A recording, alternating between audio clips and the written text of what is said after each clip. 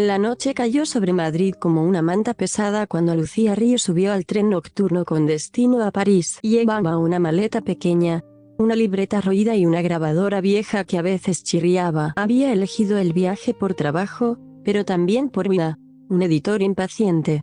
Una historia que no terminaba de encajar y un rumor extraño que le habían susurrado en una cafetería de Atocha. Al pasar por el andén, notó el olor a metal húmedo y aceite, y un murmullo contenido de viajeros cansados. Encontró su asiento en el vagón 12, fila 7, pasillo. A su lado, una mujer de pelo blanco y manos azules de venas levantadas dormía con un rosario entre los dedos. Frente a ellas, un chico de abrigo largo leía un folleto turístico doblado en 4. El tren arrancó con ese empujo leve de promesa y se lanzó hacia la oscuridad de Castilla. Lucía miró por la ventana y vio reflejada su propia cara, doble y fantasma, como si viajara a la vez fuera y dentro del cristal. Entonces recordó la frase exacta que había escuchado horas antes: si oyes contar 13, no mires atrás, porque no es el revisor el que pasa lista. Se rió de sí misma por dejarse afectar por supersticiones. Aprehendió el lomo de su libreta y apuntó: Madrid 22:41,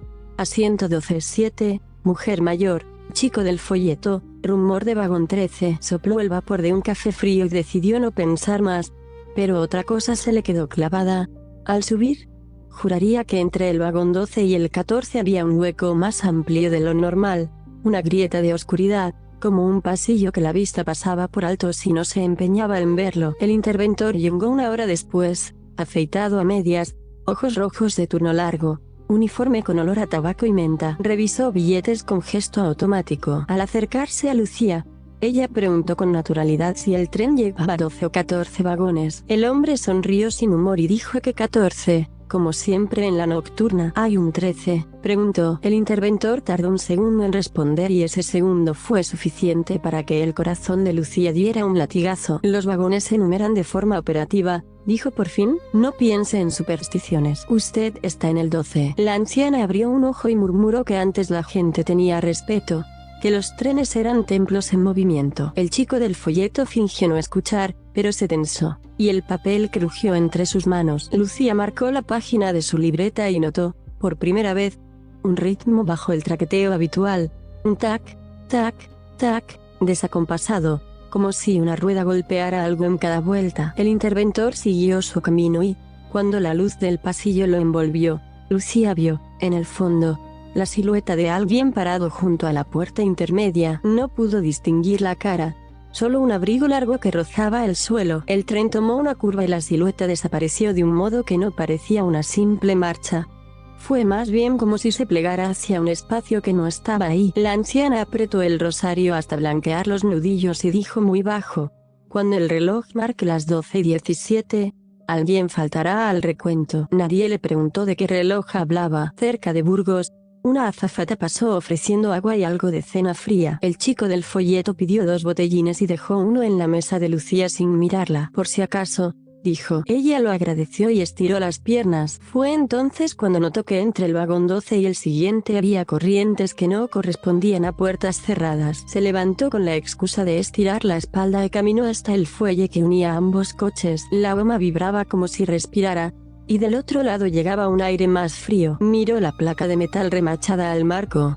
14. Debería haberla tranquilizado, pero no lo hizo. Cruzó. El vagón 14 tenía menos gente, filas vacías, una lámpara de techo parpadeante y el olor a ozono que dejan las televisiones antiguas. Un hombre con traje barato dormía con la frente contra el cristal. En la tercera fila, un asiento estaba ocupado por un violín en su estuche, abrochado con una cinta roja. No había dueño a la vista. Lucía se inclinó y leyó la etiqueta: billete París, coche 13, asiento C. Parpadeó, volvió a leer: cos 13. Un cosquilleo le recorrió el cuello. Se enderezó y giró la cabeza justo cuando el traqueteo cambió de tono, como si una parte del tren pasara sobre una vía que no existía. Volvió al 12 con el corazón apurado, guardó la etiqueta en su libreta y se dijo que, Si era una broma, tenían gracia. Pero el violín siguió sonando en su mente, sin música, como una presencia. La medianoche los alcanzó antes de Vitoria con una luna cortada por nubes bajas. En el altavoz sonó una voz amable anunciando que harían una parada breve en Miranda para cruce de trenes y ajuste técnico. La anciana se santiguó y dijo que en esa estación antiguamente pesaban el silencio antes de vender los billetes. El chico del folleto rió entre dientes. Pararon. Y la plataforma estaba casi vacía. Una fila de luces amarillas que parecían faros marinos en mitad de la nada. Subieron dos personas, una mujer con gabardina y un hombre corpulento con una mochila de tela. Nadie bajó. Cuando reanudaron la marcha, Lucía sintió que el tren era más largo por un instante, como si hubiera estirado la columna al despertar. El interventor reapareció y pidió a todos que se acomodaran. Habría un tramo de túneles y pérdida de cobertura. Lucía miró su reloj. 12:13. La anciana, sin abrir los ojos, murmuró: a las 12:17, niña. El chico del folleto le preguntó si era de por aquí. Soy de todas partes donde las vías se juntan, contestó, y sonrió sin dientes. El tren se adentró en un túnel. Las ventanas se volvieron espejos totales, y cada rostro se duplicó con una leve demora. En esa demora, Lucía juró ver, por una décima de segundo, no a ella, sino a otra Lucía, con el pelo recogido, una cicatriz bajo el ojo y un abrigo distinto, sentada en el asiento vacío del pasillo. El túnel terminó, la visión se rompió, y la voz del altavoz, con un pequeño chasquido, dijo: recuento de pasajeros, sección intermedia. Nadie en su fila había oído ese aviso. Cuando el reloj de su móvil marcó 12:17, un golpe seco atravesó el vagón, no muy fuerte, pero más profundo que el simple traqueteo. La lámpara del techo hizo un brillo y el violín, en algún lugar que Lucía no lograba situar, vibró una cuerda sola, como una línea de pesca tensándose. La azafata que antes había pasado volvió apurada. El interventor a 6 pasos detrás. Se detuvieron 2 filas más allá y susurraron. El chico del folleto clavó la vista en su asiento, y la anciana abrió los ojos al fin y dijo con voz templada que mejor era no contar nada en voz alta. El interventor respiró hondo y, ya sin secreto posible, se dirigió a todos con palabras ensayadas. Había un billete sin pasajero asignado, un equipaje huérfano, un asiento ocupado hacía un minuto que ahora estaba vacío. Nadie recordaba haber visto a esa persona levantarse. Lucía sintió como se encogía el vagón, no en metros, sino en aire, como si las moléculas se apretaran para escuchar mejor. Alzó la mano y preguntó cuál era el asiento. El interventor dudó y respondió: coche 13, asiento C. Hubo una risa nerviosa. Pero si no hay 13, ¿qué broma es esta? El interventor no sonrió. Dijo que, por procedimientos, el tren no lleva ese número, pero los sistemas registraban la venta de ese billete, la etiqueta del equipaje y un identificador de asiento que nadie había programado. Lucía metió la mano en la chaqueta y, sin enseñar la etiqueta que había encontrado, preguntó si alguno había visto un estuche de violín con cinta roja. Nadie respondió. La anciana dijo: cuando el 13 aparezca, no roba, intercambia. El interventor pidió a los pasajeros del vagón 12 que permanecieran sentados y él, con 2 miembros del personal, se dirigió a la puerta hacia el 14. Lucía esperó a que pasaran y lo siguió a distancia prudente. El fuelle respiraba más fuerte que antes.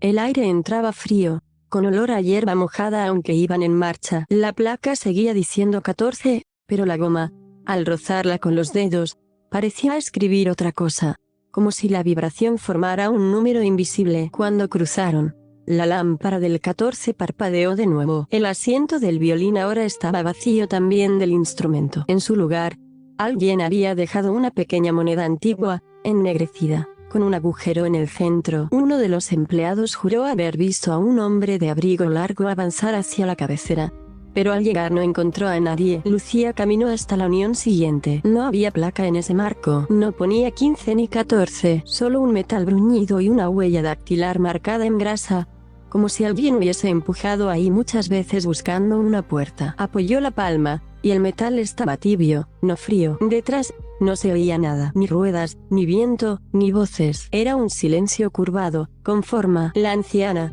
que inexplicablemente había aparecido detrás de ella sin que Lucía la oyera, dijo: si la empujas, no verás un vagón, verás el trayecto que falta. Lucía retiró la mano. El interventor pidió a todos volver a sus asientos, Dijo que avisarían a seguridad en la próxima estación y que no cundiría el pánico. Nadie obedeció del todo. El tren siguió adelante, pero Lucía tuvo la certeza de que había más pasos que pasajeros y más puertas que marcos y, mientras regresaba a su sitio, notó bajo la suela un relieve mínimo, un número trazado con una punta fina en el suelo de goma. 13. Se agachó, rozó el trazo con la uña, y al levantar la vista, vio reflejada en el cristal a la otra Lucía, la de la cicatriz, que esta vez no estaba sentada, sino de pie, al otro lado de la puerta, esperando. Lucía regresó a su asiento con la sensación de llevar un objeto encendido dentro del pecho. No era miedo puro, era una lucidez afilada, como si cada detalle del vagón 12 hubiera subido de resolución. El hilo suelto en el tapizado de la butaca 7B, el zumbido casi eléctrico del fluorescente más cercano, el leve olor a colonia barata que dejaba el interventor al pasar. Abrió su libreta y pegó con cinta la etiqueta arrancada del estuche: coche 13, asiento C, París. Ese papel, allí, era un animal vivo que no dejaba de moverse por debajo de la cinta, y aún así lo fijó. El chico del folleto cerró por fin su guía y dijo que se llamaba Diego, que viajaba a Lyon y que aquello no le hacía gracia, pero no pensaba admitirlo en voz alta. La anciana abrió el bolso de mano, sacó un carrete viejo de hilo marrón y lo dejó en la mesa con una suavidad ritual. Dijo que los trenes son hilos tendidos sobre el mundo, y que a veces uno se deshilacha y saca un cabo suelto que no figura en los planos. Lucía apretó la grabadora hasta sentir el plástico crujir y la encendió. Su voz quedó registrada con el traqueteo de fondo: 0 y 26, billete a coche 13, asiento C, estuche de violín desaparecido, moneda antigua hallada en vagón 14, corriente de aire frío en fuelles. Una mujer afirma que a las 12:17 siempre falta alguien. Paró, rebobinó un segundo para comprobar la toma. Al pulsar play, no escuchó su voz. Oyó, en cambio, un recuento en susurros: 1, 2, 3. Y al llegar a 13, el susurro se partió en dos, como si dos bocas diferentes pronunciaran el mismo número a la vez, y todo lo demás quedara sumergido bajo un golpe seco. Miró la pantalla, marcaba 12 y 26. El aparato, tercamente, mostraba 12 y 17 en la marca de tiempo de esa pista. La anciana, al oír el susurro, se santiguó sin rubor. Diego se inclinó hacia la grabadora y dijo que la apagaría, que algunas cosas se resisten a ser registradas porque no quieren testigos, sino cómplices. El interventor volvió con otra azafata distinta y con un gesto que quería ser autoridad, pero dejaba ver grietas. Dijo que había pedido una comprobación de longitud por sensores, un procedimiento que mide el número de ejes que pasan por un punto de control. Han dado 14 coches y un residuo, explicó, un residuo que no es eje, ni es nada que el sistema sepa interpretar. Alguien en el fondo soltó un venga ya.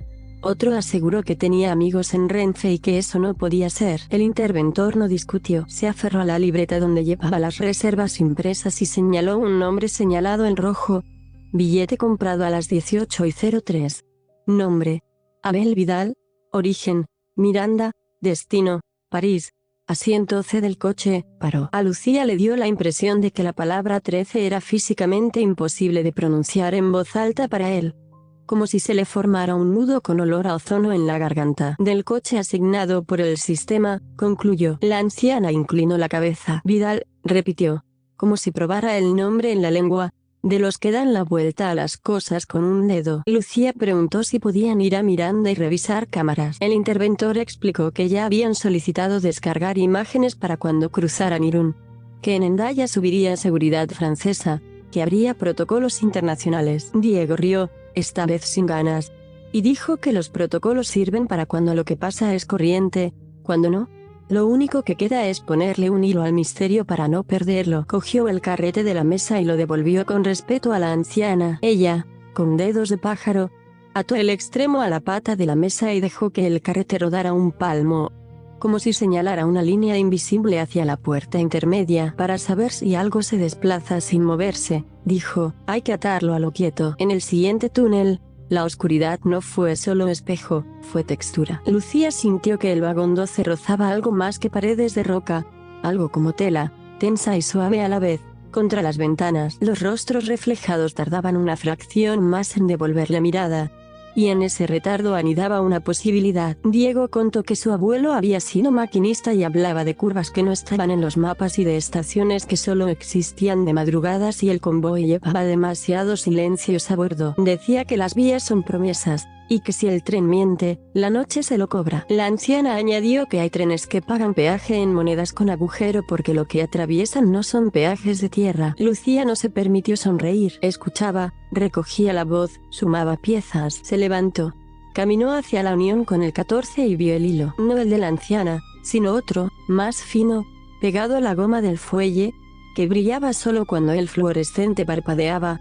Un filamento que vibraba con una frecuencia diferente al traqueteo del tren. Pasó la uña por encima. El filamento no se rompió, pero saltó un chasquido seco, como una cuerda tensa que avisa. Creyó oír, muy cerca y muy lejos a la vez, una nota sostenida de violín, la cuerda sol vibrando apenas, y un aire que olía a madera vieja y resina. Una sombra cruzó entonces del 14 hacia la cabecera. Un abrigo largo que apenas rozó el suelo. Una ausencia que dejaba huellas menos visibles que el vaho. Lucía apretó los dientes. Llevó la grabadora a la goma y dejó que el micrófono probara el silencio. Lo que registró no fue silencio.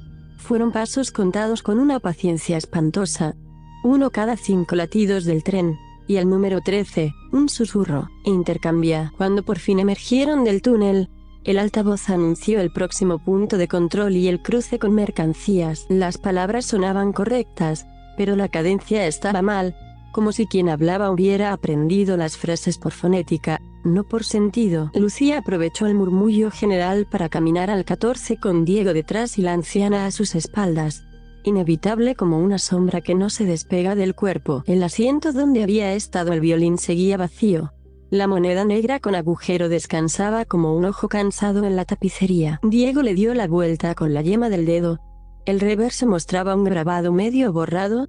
Un tren con 11 ventanillas y 2 sombras de más entre coches. No era un dibujo, era más bien un desgaste que sugería formas. Esto no está hecho a mano, dijo.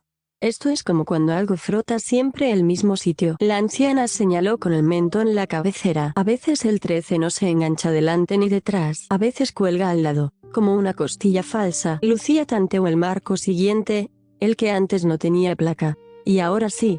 Un adhesivo transparente mostraba un número mínimo, apenas visible. 13. Era tan ínfimo que parecía un error de impresión. Al rozarlo, el adhesivo se calentó. El aire, de golpe, trajo olor a lluvia en tierra seca, a primeros relámpagos. Diego propuso algo que parecía una locura y al mismo tiempo la opción más cuerda: atravesar. Si está, aunque no quieran que se vea, estará ahí. La anciana negó despacio. Si entras, algo saldrá. Lucía, periodista de oficio, se descubrió diciendo que no pensaba cruzar sin una razón, sin una urgencia. Y la urgencia llegó como llega siempre, con un nombre. Alguien en el 12 comenzó a llamar a Paula a gritos.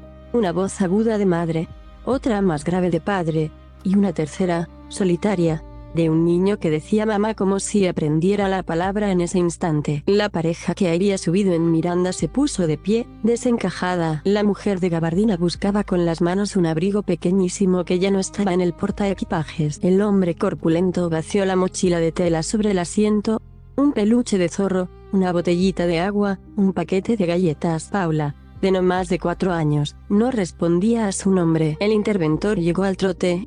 Hizo callar a todos y preguntó a la pareja si habían visto a la niña levantarse. Ella dijo que la había sentado junto a la ventana, que le había dado el zorro para que mirara la noche con él, que no se había movido desde que salieron de Miranda. El hombre juró que no había manera de que pasara por el pasillo sin que él la viera. La anciana, sin pedir permiso, tomó el carrete de hilo, ató el extremo al peluche y lo dejó caer al suelo como si soltara un anzuelo. El hilo se tensó hacia la unión con el 14 con un tirón tan suave que cualquiera lo habría llamado brisa. Pero todos lo sintieron en el estómago. Lucía vio, por primera vez sin espejos ni reflejos, una figura parada justo en el marco con el adhesivo transparente. Era ella, y no era ella. La otra Lucía tenía la cicatriz bajo el ojo y llevaba el abrigo distinto, más pesado, más de otra época, y sostenía de la mano a una niña de pelo recogido con una goma azul. La niña no parecía asustada. Miraba a la Lucía de este lado con una calma líquida, como quien ya ha viajado mucho. La otra Lucía inclinó apenas la cabeza, un gesto de reconocimiento o despedida.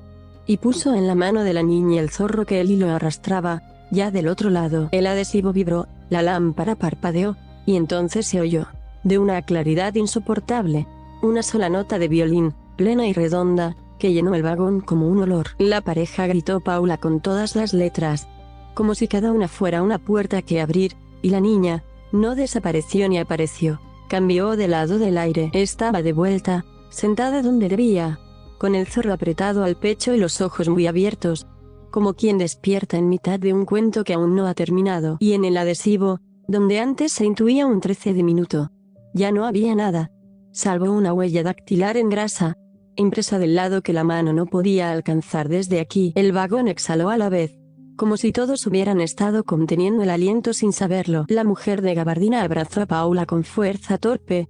El hombre corpulento se quedó quieto, mirando el hueco entre los vagones como se mira un acantilado. Paula olía a frío de túnel y a madera vieja, un aroma de resina que no pertenecía a su ropa. Acarició el zorro y dijo con seriedad de persona mayor que el señor del abrigo largo le había enseñado el tren por fuera, y que allí los números eran del revés y los relojes respiraban. Nadie se rió. La niña tenía al cuello una cuerda fina de zapatero y, enhebrada, la moneda negra con el agujero que antes estaba en el asiento del violín. La madre intentó quitársela.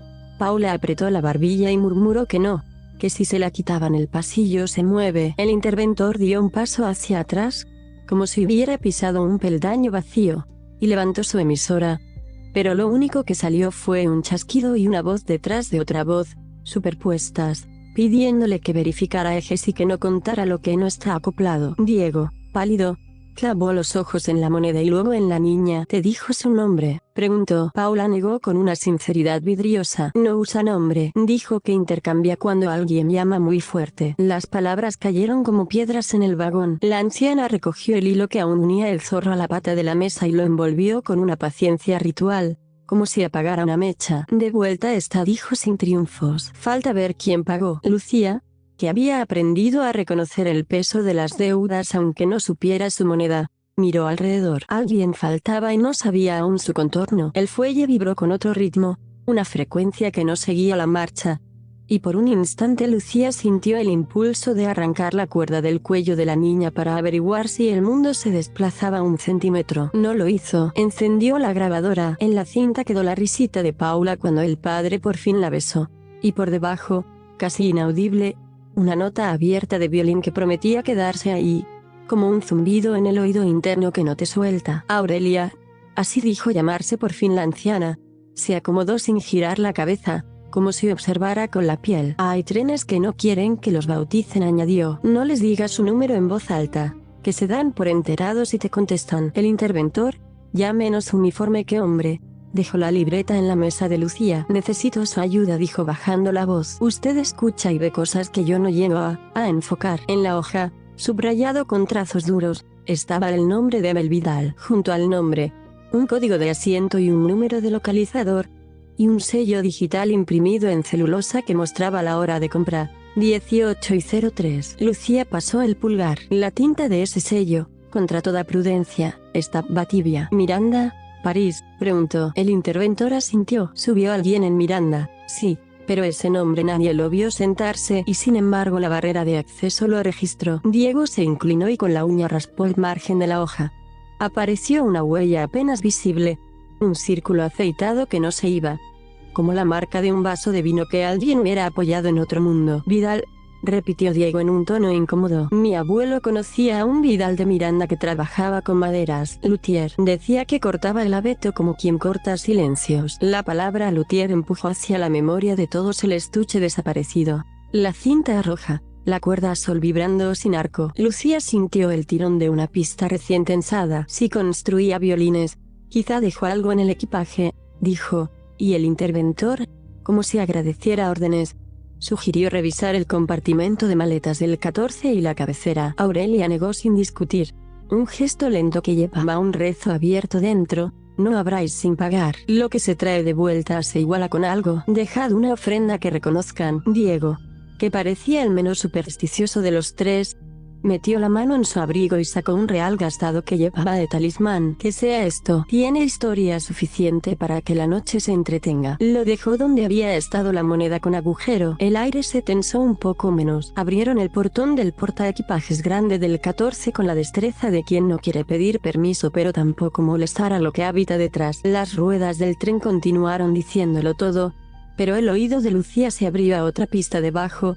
Un carraspeo de madera vieja. Entre troyes y mochilas apareció una maleta sobria de piel, con remaches que conocían manos cuidadosas. La etiqueta, anudada con hilo encerado, decía Vidal con caligrafía de escuela antigua. El interventor tragó saliva y miró de reojo el marco sin placa. Si esto es suyo, nos denuncia a media compañía si lo abrimos. Diego no esperó el permiso moral.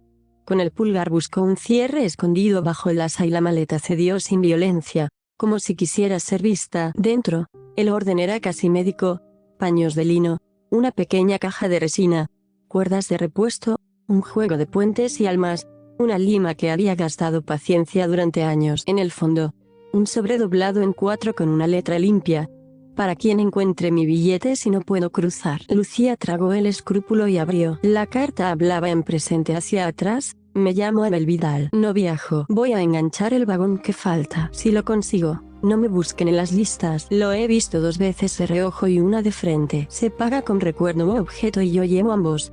Un violín que no terminé y un nombre que me falta. Si cruzo y vuelvo, traeré lo que me quitaron. No deseo compañía. Si alguien lee esto, que sepa que no se suelta el cabo sin amarrar otro. Lucía leyó alto hasta donde la voz se le quebró. En el sobre había además un billete impreso sin logotipo, sin QR, una cartulina made con un troquel perfecto que decía: coche 13, asiento C, derecho a regreso. No había origen ni destino. Había una fecha: 12:17, no un día, una hora. Diego miró el troquel y chasqueó la lengua. Es un pase, no un ticket de feria de sombras. La cabina de luz vibró con un parpadeo, y por un instante la cartulina pareció absorber el resplandor, comiéndose el blanco. El altavoz anunció Irún con una cortesía que nadie quería ya. Próxima parada: cambio de personal, control de pasaportes. Sonó correcto y vacío, como un contestador. A través de la ventana, la banda negra de la noche se aclaró un poco, y aparecieron farolas dispersas, naves dormidas, una torre de señales roja y blanca que pasaba como una aguja lenta cosiendo los fotogramas. El interventor aceleró. Si en Irún subía seguridad, tendrían ojos de fuera y protocolos con peso. Lucía, sin embargo, sintió el tirón opuesto, el de quien sabe que al abrir la puerta de casa entra también la calle. Y no estaba segura de querer más cuerpos encima de aquel misterio, no hasta tensar el hilo lo justo. Paula, ya con los párpados pesados, jugaba con la moneda de agujero. La hacía sonar contra los dientes y esa percusión mínima formaba una clave con la cadencia del tren. Aurelia desvió la mirada hacia el adhesivo transparente del marco. El 13, invisible antes, ahora germinaba como una gota de agua que recoge polvo. En Irún a veces se baja el vagón, dijo sin drama. Si lo sueltan, nos quedaremos con el residuo, y entonces no será intercambio, será pérdida. Diego maldijo en un susurro. ¿Qué hay que hacer para que no lo suelten? Aurelia clavó los ojos en Lucía. Nombrarlo por su deuda. Llamarlo por lo que vino a devolver. Lucía miró la carta de Abel y entendió que la urgencia tenía forma de nombre. Si el luthier había cruzado para traer de vuelta lo que le quitaron, ¿qué era eso? ¿Un hijo? ¿Una memoria? ¿Una pieza de su instrumento? Su mano fue a la grabadora por acto reflejo. Al pulsar REC, la pantalla mostró un archivo nuevo con título que nadie había escrito. Recuento 0017. Lo reprodujo con los auriculares pegados a la oreja. La voz que salió no era la suya, era la de la cicatriz. No te demores, dijo con calma. El 13 se ofende si lo tratas como superstición. Di su tarea, nómbralo por el regreso. Y cuando te cuente 13, responde. El tren aminoró y la línea de farolas se volvió estable, como una hilera de cirios. Irún se acercó con su cansancio de frontera y su sentido de reloj oficial. El altavoz pidió documentación pronta y permanecer sentados. El interventor anunció que abrirían puertas solo del lado derecho y que nadie descendiera sin permiso. Lucía cerró la carta, guardó la cartulina troquelada en el cuaderno y caminó hacia el marco con el adhesivo que ahora marcaba un 13 tan pálido como la luna. Sentía el vagón como un pecho a punto de estornudar. Aurelia avanzó con ella, Diego detrás, y la pareja de Paula, abrazada a lo que no pensaban soltar. se quedó clavada a sus asientos componiendo una oración sin palabras. Lucía apoyó la palma en el metal tibio. Del otro lado, no estaba el silencio, estaba un murmullo que parecía venir de debajo de cada asiento del mundo. Una suma de trenes diciendo su lista en voz baja. 1, 2, 3.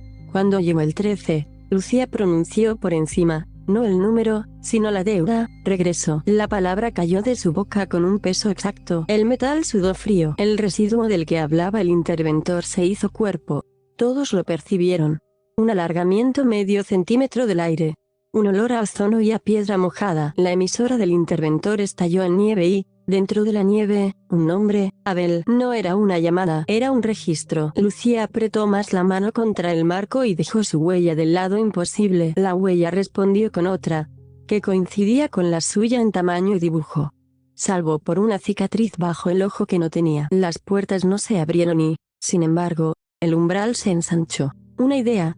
Lo suficiente para que el tren entero se diera cuenta de que había un sitio más donde estar. En el cristal, junto a su reflejo, apareció el abrigo largo y una esquina de estuche de violín con cinta roja. No hubo aparición teatral, hubo ajuste. Abel Vidal estaba de pie del otro lado y no miraba a nadie salvo a la cartulina troquelada en el cuaderno de Lucía. Derecho a regreso, dijeron a la vez dos voces que eran la misma en distinto espejo. El altavoz anunció con la solemnidad burocrática que Irún Frontera. Control a bordo. Y en la pausa entre declaración y control, como en esa grieta en la que se pronuncian votos, se oyó la cuerda sol, limpia y sin vibrato, sostener la nota con la paciencia de quien ha esperado muchos años para cruzar una sola puerta. El capítulo se cerró sobre ese sonido, y la cartulina troquelada, que nadie soltó, pesó lo justo para inclinar el mundo medio grado hacia el lado del regreso. Irún respiraba al otro lado del cristal con sus luces fijas y su manera de decir aquí se cuenta sin levantar la voz. El tren entró en la estación con un lamento metálico y, durante unos segundos, todo pareció normal. Uniformes que esperan, botas que suben, una carpeta con sellos de tinta, la voz del altavoz repitiendo que mostrar la documentación acelera el tránsito. Lucía tenía la cartulina troquelada en el interior del cuaderno y notaba su borde recortado como un diente entre las páginas. Paula se había dormido con la moneda de agujero apoyada en la clavícula, y cada respiración hacía oscilar la cuerda fina 2 milímetros, lo justo para que el agujero mirara distinto la luz. Aurelia no cerraba los ojos, los mantenía a medio camino, como quien sueña despierta y vigila. Diego se frotaba las manos sin frío y repasaba, en silencio, cada detalle que pudiera anclarlos al lado correcto de la vía. Cuando el primer agente subió pañuelo azul al cuello, escudo bordado, linterna corta en el cinturón, el aire se volvió recto, con la línea tensa de las cosas que se van a medir. Pidió billetes, identificó asientos, puso nombres sobre papeles. Todo estaba en orden hasta que llegó al fuelle. Ahí, la linterna hizo un gesto mínimo hacia el adhesivo transparente que ya casi no mostraba el 13.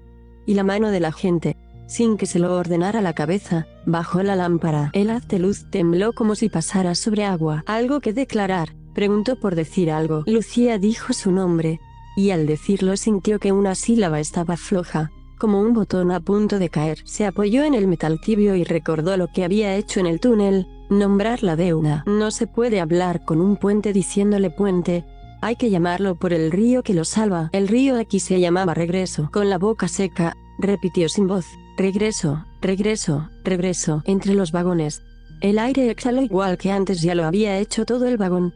Y en ese suspiro hubo una coincidencia que pocos captan. El compás del tren y el latido de Lucía fueron el mismo durante 3 golpes. A distancia de vidrio, la otra Lucía, la de la cicatriz, la que parecía haber dormido menos años y más noches, inclinó la cabeza con el gesto leve de quien da permiso. El agente escribió Ríos en su hoja de control y no supo por qué la pluma marcó un segundo trazo sobre el mismo apellido, como si el papel necesitara 2 veces la palabra para retenerla. El altavoz anunció control a bordo, y la cartulina en el cuaderno pesó otra vez, esta vez como una llave cuando encuentra cerradura. Subieron 2 más, uno con acento francés y otro con el español gastado de Frontera. No eran hombres torpes ni cínicos. Sabían que las estaciones tienen gritos que no aparecen en el manual, pero venían a cumplir con el manual por encima de todo. En cuanto cruzaron al 12, los dispositivos que llevaban colgados a la pechera lectores, PDA, Pequeñas impresoras perdieron un segundo el pulso y se reiniciaron como si alguien hubiera desenchufado la noche y la hubiera vuelto a conectar. Interferencia, dijo el francés en voz baja. El otro miró al fuelle y tuvo la impresión de que el marco había cambiado de número durante un parpadeo. Pero enseguida se corrigió. Supersticiones de guardia larga. Pidieron papeles. Diego mostró su billete con manos de colegial. Aurelia presentó un DN que olía a lavanda. Y el agente confirmó que la foto era de hacía 20 años y, sin embargo, era exactamente esa cara. La pareja de Paula enseñó pasaportes. La niña, dormida, apretaba la moneda con un celo que ninguna ley regula. Cuando les tocó a Lucía, desplegó el billete oficial y, debajo sin querer, cayó medio centímetro la cartulina troquelada. El francés la vio de refilón. No vio logo, ni QR, ni letra de empresa. Vio el troquel perfecto y una hora impresa como si fuera un día. 12:17. ¿Qué es esto?, preguntó más curioso que seco. Un recibo, mintió Lucía con la naturalidad de quien sabe que hay mentiras que salvan y otras que abren puertas equivocadas. Aurelia, sin tocar nada, bloqueó el ángulo de la linterna con su bolso. El círculo de luz se desplazó al pasillo. El guardia español pasó el lector por la lista de ejes y repitió el informe que el interventor ya conocía. 14 coches y un residuo. Residuo, dijo el francés, y la palabra, en su acento, sonó a cosa concreta. Resideu con diéresis. Ruido, tradujo el otro, una sombra en la cuenta. Las sombras no frenan trenes, replicó el francés para no asustarse a sí mismo. Cuando el lector intentó registrar la unión entre 12 y 14, el cursor saltó un espacio en blanco, y el aparato le devolvió un código de error que nadie había visto. Un 13 formado por 2 guiones y una barra. Glitch, dictaminó, pero no guardó el aparato en la funda.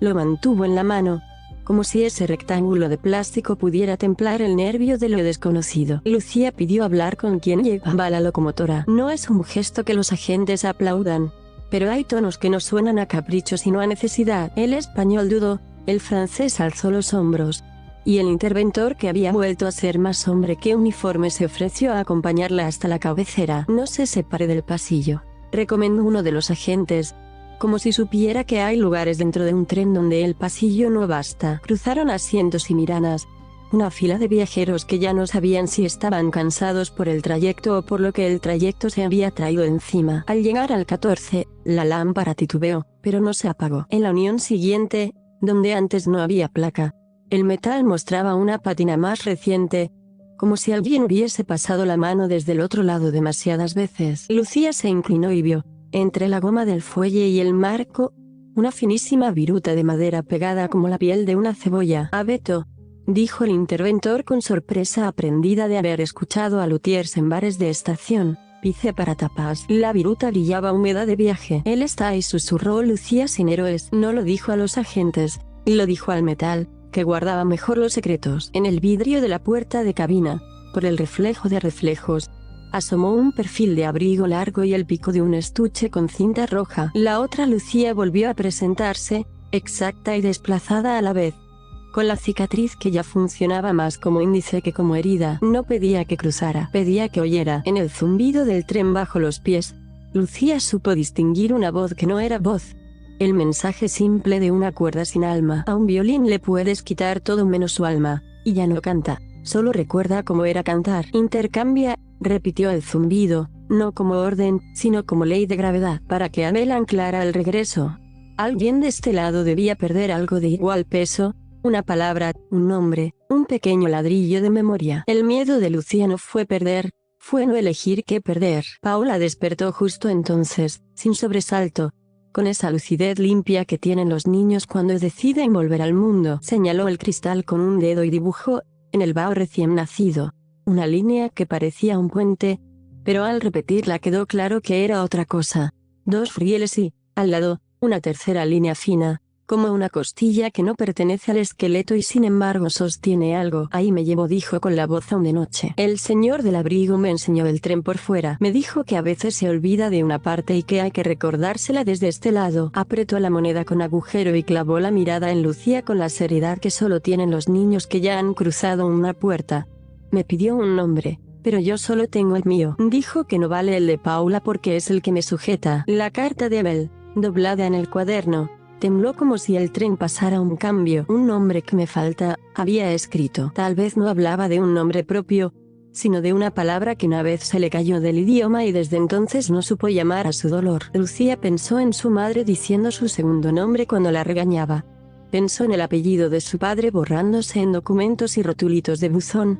Pensó en la primera vez que firmó con prisa y dejó una inicial que no volvió a completar. Tenía de sobra que dar y, sin embargo, no quería perder nada que la hiciera encontrarse si se llamaba a sí misma desde lejos. Aurelia, que parecía leerle la piel, habló sin levantar el mentón. Hay nombres que son cuerdas. Si sueltas una, te sigue sosteniendo el resto. El tren solo entiende cuerdas. Diego añadió, sin chistes esta vez, que su abuelo decía que el precio justo es aquel que, al pagarlo, te deja con hambre pero no te mata. Lucía cerró los ojos un segundo y dejó que la decisión viniera no de la cabeza sino de los pies, del latido que el tren le había prestado. Cuando los abrió, sabía que entregar el segundo apellido que casi nunca usaba y que, sin embargo, la amarraba a una rama entera de su historia. Lo diría en voz alta y lo dejaría colgado en el marco, como se deja una cinta en una reja para recordar que se estuvo ahí. El maquinista los recibió en la cabina con ojeras de oficio y una cortesía breve. No tenía respuesta para códigos de error que hacían treces con guiones,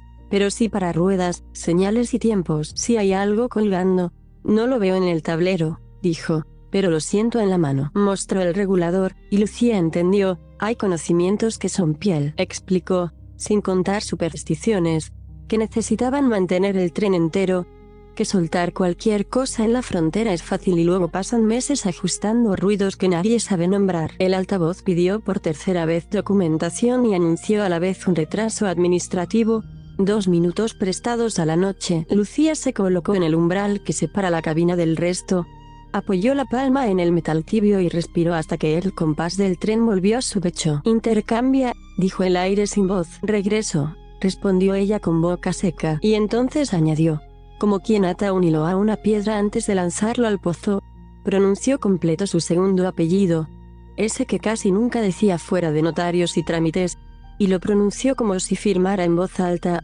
despacio, letra por letra, dejándolo prendido en el borde del marco. El metal lo admitió con un golpecito mínimo, idéntico al clic de un estuche de violín cuando cierra. Del otro lado, el abrigo largo movió apenas el peso y se volvió presencia más que reflejo. Paula, desde el 12, echó a andar sin que nadie pudiera detenerla. El hilo suelto con el zorro de peluche tiró hacia adelante 1 centímetro y se detuvo. Aurelia murmuró un rezo que tenía números en lugar de santos. El francés alzó la linterna sin saber por qué y enfocó justo cuando el adhesivo transparente mostró un 13 nítido como una luna nueva. En ese instante exacto, Abel Vidal apoyó los dedos en el borde que no podía cruzar un segundo antes y, con la otra mano, asomó el estuche con la cinta roja. No hubo espectáculo, hubo ajuste.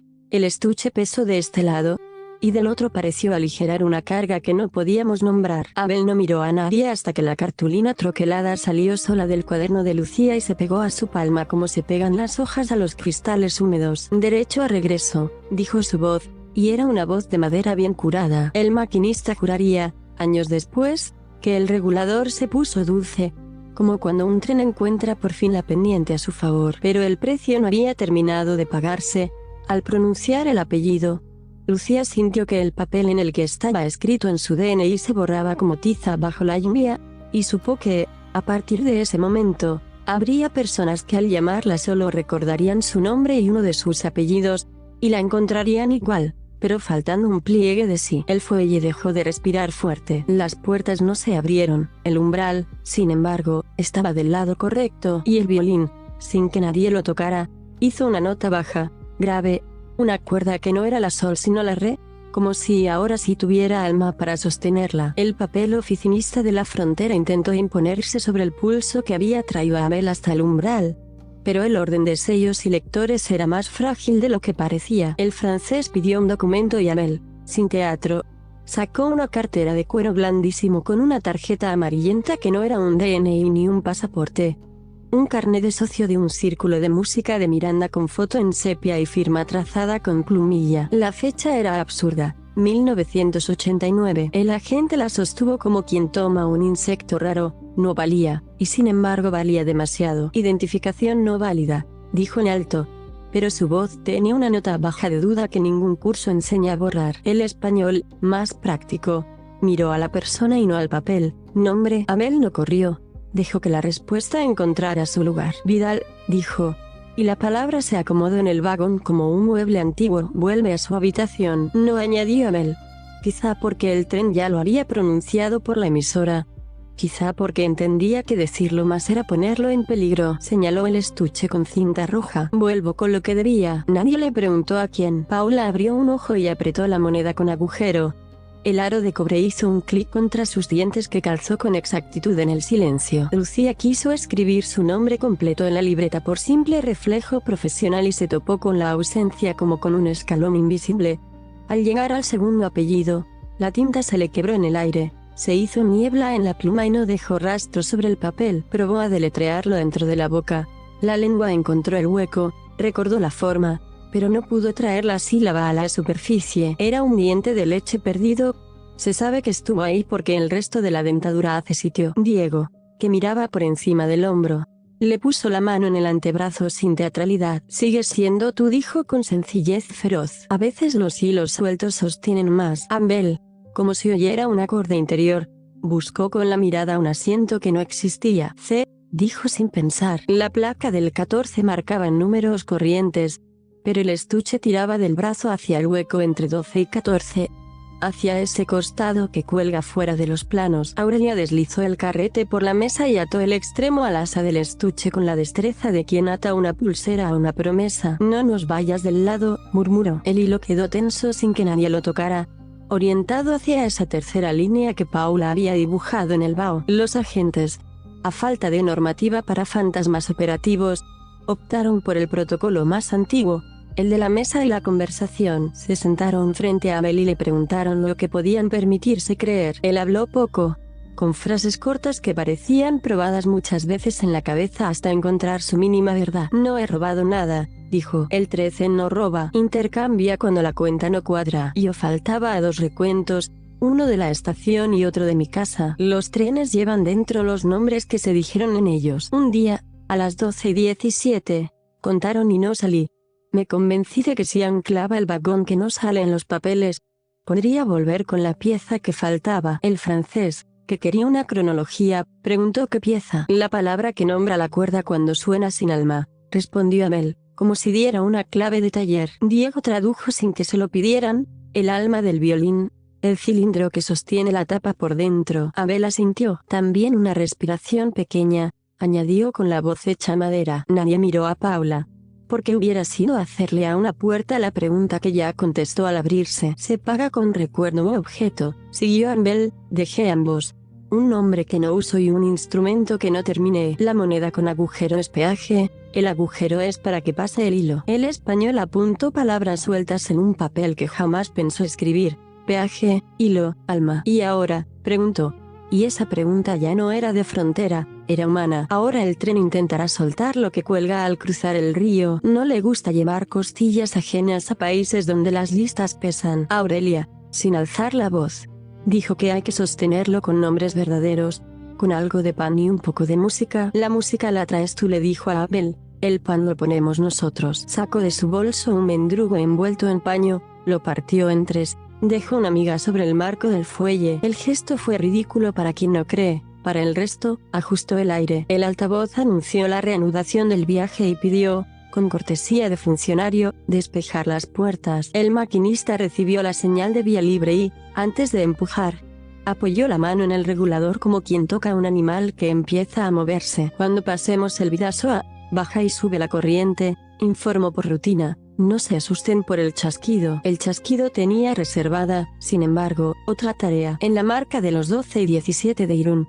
que no figura en ningún reloj salvo en el que guardan las ruedas del tren, el recuento volvió a manifestarse, pero esta vez no como amenaza sino como requisito administrativo del otro lado. 1, 2, 3. Al acercarse al 13, el francés, sin entender del todo por qué, quiso contarlo él en voz alta, quizá para clavar el número a la tierra y que no se lo llevara la superstición. Aurelio le tomó la muñeca con suavidad y le dejó el pan en la mano. Se responde, no se pronuncia, dijo Diego, que había aprendido a respirar al ritmo del convoy. Se adelantó a la bocanada del 13 con la palabra que ya había probado Lucía. Regreso. El metal del marco sudó una gota que nadie vio y que, sin embargo, todos sintieron en los labios como el gusto de una tormenta próxima. Paula abrió la mano y mostró la moneda con agujero. La luz de la lámpara la atravesó y dejó un aro en el techo que coincidía con el ventilador. El lector de la gente, temioso, insistió en la unión 12-14. El cursor volvió a saltar el espacio, pero esta vez devolvió un código que sí existía en sus manuales. Acoplamiento temporal autorizado. El francés se rió por lo bajo, no por burla, por asombro. Hasta los aparatos aprenden, dijo. Y en esa frase la frontera se agrietó lo justo para que pasara una cuerda. El tren se lanzó sobre el río como una aguja que atraviesa dos telas con densidades distintas. El pantógrafo bajó, subió, chisporroteó con pudor. Las ruedas cantaron otra cadencia, más nueva, más extraña y sin embargo conocida por cada viajero que ha cruzado algo irreversible. El residuo tiró. Había que soltar el costado para que la matemática cerrara. El fuelle del 14 respiró profundo. El adhesivo mostró un 13 nítido y la goma crujió como cuero. Abel se puso en pie con el estuche y apoyó la base en el umbral, justo donde la miga de pan se había adherido como bendición laica. Ancla por dentro, dijo, y abrió las hebillas. El olor a resina, madera curada en noches de taller entró en el vagón como un animal doméstico que vuelve al calor. El violín estaba entero y no, bellísimo y cojo. Faltaba la pieza mínima que nunca se ve, el alma. Abel sacó del bolsillo una cajita de cartón sin marca y, dentro, un cilindrito de madera más claro, gastado en los extremos por dedos pacientes. Lucía, a la que ya no la sostenía el apellido que entregó y sin embargo se mantenía de pie con una firmeza nueva. Supo que aquello era un conjuro más antiguo que cualquier frontera. Abel tomó una varilla larga con ranura, sujetó el alma como se sujeta la primera palabra de un hijo, y la colocó bajo la tapa, entre el puente y el pie, buscando el punto exacto que años te enseñan a encontrar sin regla. Cuando encajó, el violín no sonó, respiró. La madera liberó un suspiro que el tren devolvió en eco metálico. El pantógrafo dejó de chistar. El residuo obedeció. El 13, lejos de borrarse, encontró su sitio. No colgaba ya del costado.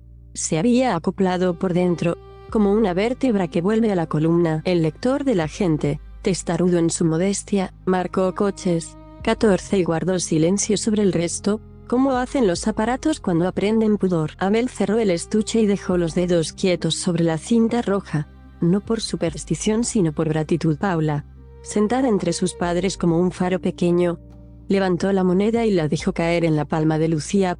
Pesaba lo justo y tenía el calor de quien vuelve a casa. Ahora no se mueve el pasillo, dijo con autoridad de testigo. Aurelia desató el hilo del asa, lo recogió sin romperlo y lo guardó como quien recoge una vena de oro. El francés estampó un sello sin convicción de aduana. Era para su paz, no para el Estado, y el español apuntó en su libreta una frase que jamás pensó escribir en turno.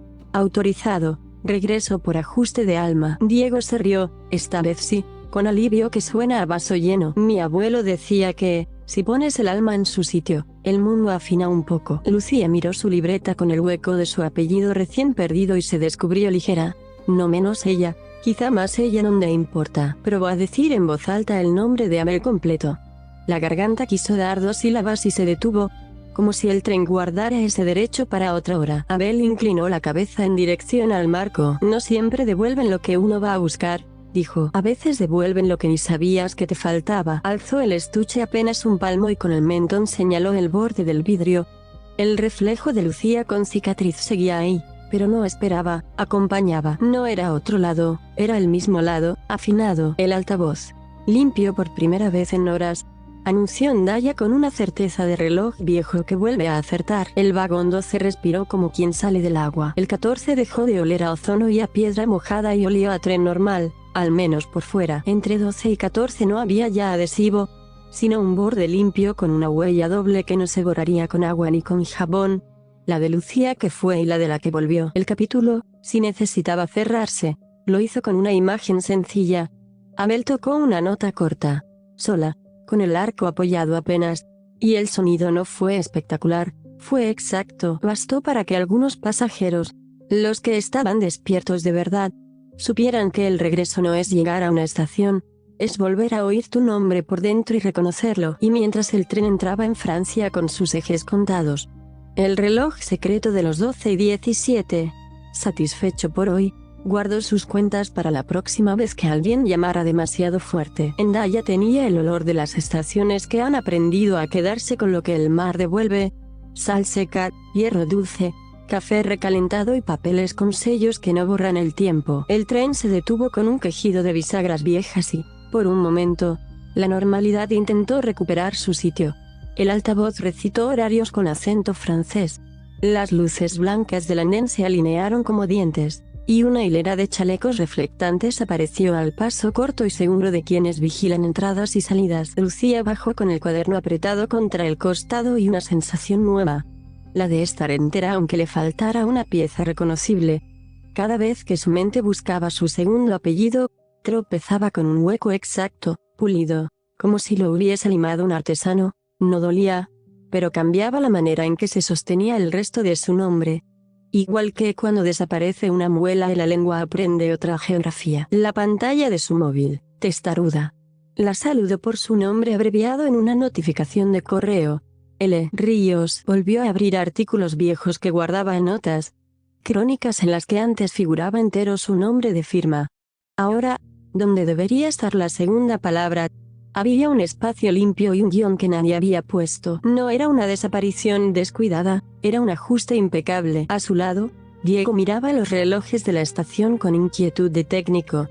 El de pared marcaba 12:21, el de su muñeca 12:23, y, sin embargo, la vibración en el fuelle del 14, esa respiración que un rato antes había sido un animal inquieto, seguía llevando en su vientre la marca de las 12:17 como una hora privada que no se deja deshacer por ningún uso. Aurelia bajó con la calma de las cosas que se mueven sin prisa. Su bolso en el antebrazo, el carrete de hilo guardado, la mirada registrándolo todo sin quedarse enganchada en nada. Abel descendió por el peldaño con el estuche pegado al cuerpo, y cada paso parecía medir la distancia entre el lado del regreso y el de la permanencia. Paula, entre sus padres, llevaba la moneda con agujero como si fuera un ojo que ya sabe dónde mirar, y la apretaba contra la clavícula con la gravedad de quien aceptó un encargo que no entiende pero respeta. En la cristalera del vestíbulo, Lucía volvió a ver esta vez en un reflejo de reflejos, en el vidrio curvado que multiplica a la otra Lucía, la de la cicatriz, que no buscaba el cruce ni pedía paso. Se limitaba a caminar 2 pasos más atrás, a la izquierda, como las sombras que hacen escolta. Y cuando los sensores del andén contaron el tren 14 coches, marcaron. Una línea se iluminó en el panel por un segundo con un número que nadie usa allí, 13. Se apagó enseguida, pero dejó tras de sí el escalofrío breve de las verdades que no desean el protagonismo, solo el ajuste. En la oficina de control de Endaya los papeles eran columnas y columnas de cifras que alguien había aprendido a leer como oraciones. Una mujer de pelo corto, gafas de metal y gesto pragmático, moró en la placa. Los recibió con el cansancio respetuoso de quien ha visto casi todo y, sin embargo, sabe reconocer cuando lo que sube por la escalera no cabe en la palabra incidencia. El francés de su saludo fue tan claro que no necesitó traducción. Si no está en mis tablas, me lo cuentan de modo que yo pueda ponerlo en una. El interventor resumió como supo: residuo de ejes, pasajero de nombre antiguo, estuche con cinta roja, recuentos a 12:17, una niña que cambió de lado del aire y luego volvió como si nada. Moró no alzó las cejas ni pidió pruebas imposibles. Sacó un cuaderno duro, de lomo cosido, y lo abrió por la mitad. Inventaire de retours, dijo, con la solemnidad que se le tiene a los libros que no están en el catálogo de la empresa. En esas hojas había líneas escritas con diferentes manos, fechas que no obedecían a calendarios, noche de tormenta, entre el primero y el último tren, cuando el reloj del vestíbulo se atrasó sin motivo, y 3 columnas fijas: deuda, pago, anclaje. Lo heredé del jefe que se jubiló, explicó. Él decía que, de vez en cuando, la vía trae su propia contabilidad, y que si uno la ignora, se queda una espina en la garganta de la estación. Pasó las páginas con dedos que no temblaban hasta encontrar una entrada antigua: Vidal, Luthier. Deuda, alma más palabra. Pago, instrumento más nombre en desuso. Anclaje, moneda perforada. Estado, En curso, levantó la mirada y la clavó en el estuche. Hace años que nadie se atrevía a poner en curso sin vergüenza. Nadie respiró durante un latido. Lucía rozó con la yema las notas y la tinta se le quedó en la piel, fresca, como si ese renglón se hubiera escrito esta noche. ¿Cuánto dura un curso como ese?, preguntó Diego. Moró soltó una risa sin gracia. Hasta que el capítulo siguiente se deja escribir. Señaló con el bolígrafo hacia la cristalera del andén, donde el reflejo de un rótulo VOY13 parpadeó. Aunque en los carteles físicos no existía ese número. Si la estación no reconcilia su inventario, el 13 se queda en el vidrio y se cobra peaje con cosas pequeñas, contratiempos que se multiplican, nombres que nadie recuerda, llaves que no abren, almas de violín que se caen aunque las fijes bien. Aurelia puso sobre la mesa 3 migas de pan que había guardado en el paño y Moro, sin preguntar por qué, las aplastó con el dorso del bolígrafo y las convirtió en un minúsculo sello de miga que marcó la página. Pagado. No había ritual en el gesto, había oficio. A veces, para cerrar una cuenta, basta con aceptar que existe. Cruzaron al cuarto de cámaras porque el protocolo, incluso cuando sabe que no le sirve, necesita verse empleado. Las pantallas mostraban el andén con su pasillo acristalado, las escaleras mecánicas, los torniquetes, a intervalos regulares. Un parpadeo minúsculo congelaba la imagen durante un fotograma. Línea eléctrica compartida con el mar, explicó Moro con la sencillez de quien prefiere una causa mensurable a la herrumbre de los miedos. Retrocedió hasta el minuto exacto en que el tren se detuvo. En la cámara que daba al lado del 14, una figura con abrigo largo atravesó el campo sin pisar las marcas térmicas que las cámaras ponían a los cuerpos vivos. Era una ausencia con forma, una resta a contraluz. Detrás, un contorno que era Lucía y no la de la cicatriz se superpuso durante un instante a la Lucía de carne. El resultado no fue un fantasma sino un doble registro que hacía un zumbido en los altavoces, como 2 frecuencias que pelean por el mismo espacio. Paula, en otro monitor, alzó la moneda con agujero y el aro de la cámara delineó un halo en el techo. Durante ese halo, los rótulos de salida al andén, escritos en 3 idiomas, perdieron una palabra en cada lengua distinta y la recuperaron un segundo después, como si el edificio hubiese olvidado cómo decir sortie, salida, Irtenvidea y hubiera tenido que pedirla prestada a otro sitio. Cada 12 y 17 tenemos un pequeño apagón de vocabulario, suspiró Moro. A veces es una palabra del panel, otras veces la gente entra pidiendo café y no recuerda cómo se llama la leche. Dura nada. Deja un cansancio raro. Amplió una imagen congelada donde se veía algo que ningún protocolo quería. Una placa de andén brillante con el número 13 imprimido en el reflejo del suelo pulido.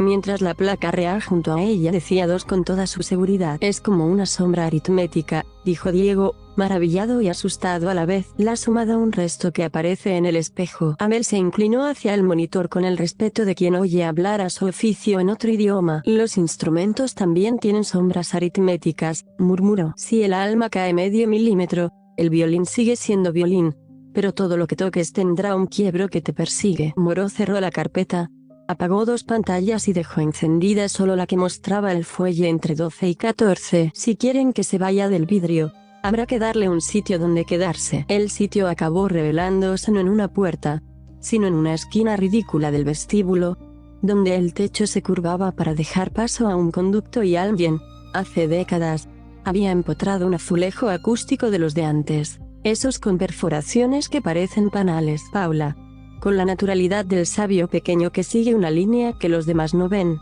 llevó allí su moneda y la hizo sonar contra el metal del armazón. La vibración dibujó en el aire un contorno de riel, una línea más flaca que un puente, más cerca que un hilo. Abel abrió el estuche y, sin pedir permiso a ningún cartel, apoyó el violín en la barbilla. No buscó una melodía bonita ni un alarde de 2. Frotó el arco cerca del diapasón para sacar armónicos que no son exactamente notas, sino luces que pasan por encima de las cuerdas cuando las tensiones están bien. Endaya, acostumbrada a los anuncios de llegada y salida, se quedó callada como si un órgano antiguo hubiese empezado a respirar detrás de las paredes. El armónico encontró su sitio en el azulejo perforado y la estación contestó con una resonancia baja. Fue un sí de piedra. Aurelia soltó el carrete en el suelo y el hilo, animado sin manoseos, caminó solo hasta el borde del fuelle, trepó por la goma y se anudó a un remache como si siempre hubiera conocido esa casa. Lucía, que no disponía ya del apellido que antes la asentaba. Se llevó la palma al pecho buscando otra cuerda que ofrecería yo. Para su sorpresa, el nombre de su calle de infancia. Esa palabra que una vez fue su primer mapa del mundo. La pronunció en voz alta y la dejó vibrar. El armónico cambió de color, si es que la música tiene color, y la curva del techo devolvió la vibración al marco entre 12 y 14. En la cámara aún encendida, Moro lo vio. El adhesivo transparente que había marcado un 13 durante horas se disolvió como azúcar en leche caliente, y en su lugar quedó un borde limpio con 2 huellas impresas, definitivas. Anclaje, dictó la jefa con el bolígrafo preparado. Pago, miga más y lo más palabra de casa. Estado, conciliado. Hubo un silencio que no pesó, fue un silencio que asentó. Y, sin embargo, los inventarios verdaderos siempre esconden una línea al margen que nadie ve a la primera. En la esquina más baja de la pantalla, un icono de mensajes privado parpadeó 2 veces en el móvil de Lucía. Cuando lo abrió, un correo automatizado de un periódico viejo decía que su firma había sido actualizada por solicitud de la interesada. Ella no había pedido nada. La contabilidad nocturna lo había hecho por ella. Cuando por fin decidieron volver al andén, el tren ya no olía a ozono. Olía a metal honesto y a sueño pospuesto. Y sin embargo el 13 no había desaparecido del todo. Ahora no estaba en el vidrio, estaba en la manera en que las ruedas asentaban al arrancar. 1/4 de pulgada más de serenidad, como si por fin todas las piezas coincidieran. Abel buscó su sitio sin mirar los números altos. Eligió un asiento en el borde de la unión y apoyó el estuche con la cinta roja a la altura del antiguo adhesivo. Paula, satisfecha de haber colocado su moneda donde hacía falta, se quedó dormida tan de golpe como los niños que ya cumplieron su tarea. Diego exhaló una risa que sonó a descompresión y dijo en voz suficiente para que lo oyera quien tenía que oírlo que, si el mundo sigue como debe, al amanecer deberían estar pasando Burdeos, y que le gustaría que para entonces no se evaporaran ni las huellas del marco ni la sensación de haber puesto un alma en su sitio. Aurelia asentó. Moro se quedó en el andén con el cuaderno de inventarios abierto y la miga ya seca marcando el renglón de hoy. Y el interventor, por primera vez en toda la noche, se permitió un gesto poco reglamentario. Tocó con los nudillos el borde del metal, 3 veces, como se agradece a una casa. Lucía, antes de subir, captó de nuevo su reflejo doble. La otra Lucía no pedía ni ofrecía, acompañaba. No soy tu sombra, pareció decir sin labios, soy tu testigo. En el cuaderno de Lucía, la cartulina troquelada ya no decía derecho a regreso con la misma certeza.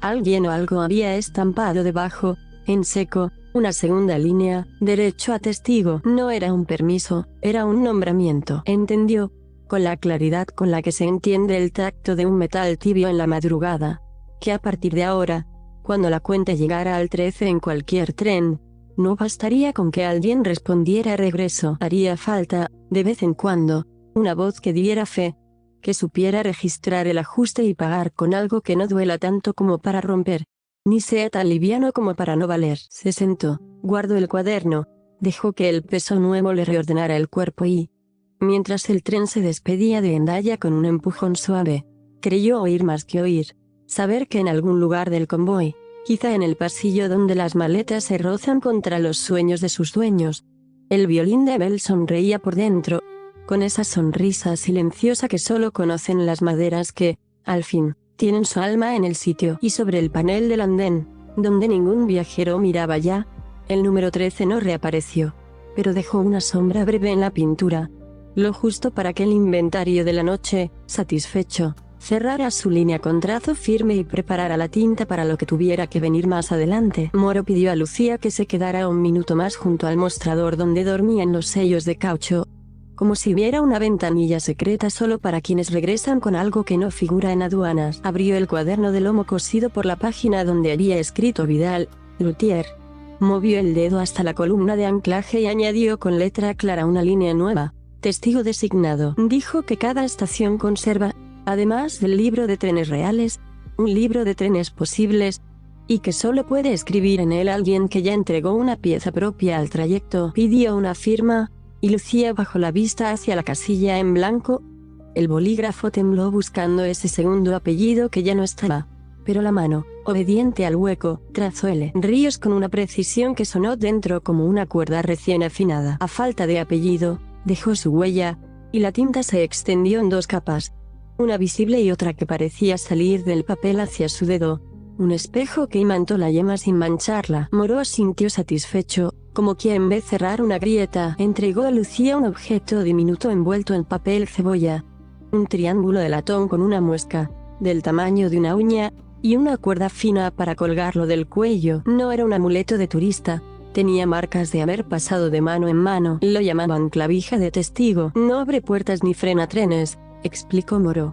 Solo sirve para dar fe cuando el recuento llega a 13 y alguien, en lugar de nombrar el número, dice la de una. Si el testigo toca la muesca en ese momento, la estación escucha y ajusta su inventario sin discutir con la física. Aurelia, que entendía el valor de las cosas pequeñas, pidió ver la clavija y la miró a contraluz. En el borde, casi invisible, había un punteado que no formaba letras, pero sí un ritmo. 3 golpes, silencio. 2 golpes, silencio. 1. Lucía no necesitó traducción, era el compás del tren cuando respira bien. Moreau añadió, con una ternura seca, que la clavija no obligaba a nada, que testigo no es el que resuelve sino el que sostiene la cuerda correcta cuando todos tiran sin concierto. Y al cerrar el libro puso, en el margen, la marca que usaban para los casos que no se cierran del todo, un minúsculo rombo de tinta, que significaba que da hilo. En la cafetería de Hendaya, donde las vitrinas relucían tristes y el café sabía a noche, se sentaron los 5 sin protocolo, Abel con el estuche al alcance de la espinilla, Diego con los dedos inquietos buscando un boli inexistente, Aurelia desmigando con maña un panecillo blando que la estación llamaba Viena, Paula dormida a plazo sobre el hombro de su madre y Lucía ajustándose al hueco nuevo de su nombre como a un zapato con la horma cambiada. Abel habló en voz baja, mirando a la taza como si fuera un charco donde se podían leer órbitas. Dijo que una vez, de joven, instaló el alma de un violín en la tienda de un amigo y al salir a la calle escuchó a una mujer llamar a su hijo por la ventana. El nombre era simple y exacto, y la forma en que la voz se apoyó en la sílaba fue igual al modo en que la madera aceptó la varilla por dentro. Desde entonces entendió que los instrumentos no suenan por donde creemos, sino por los nombres que los rozan al pasar. Años después, cuando la casa quedó más silenciosa de la cuenta y el taller empezó a oler a madera parada, notó que al decir cierto nombre el aire no vibraba. Era un nombre pequeñísimo, casi un diminutivo, más respiración que palabra. No había manera de hacerlo resonar en ninguna parte. Fue entonces cuando empezó a oír recuentos a medianoche y a notar, entre coche y coche, el costado del tren que no figura en los planos. No lo contó para ganar piedad, lo dijo como quien entrega la pieza que faltaba del plano. Diego, que siempre había llenado huecos con chistes, guardó silencio y apretó el borde de la mesa con los dedos hasta blanquear los nudillos. Aurelia puso sobre el mármol el carrete, la clavija y la moneda de Paula,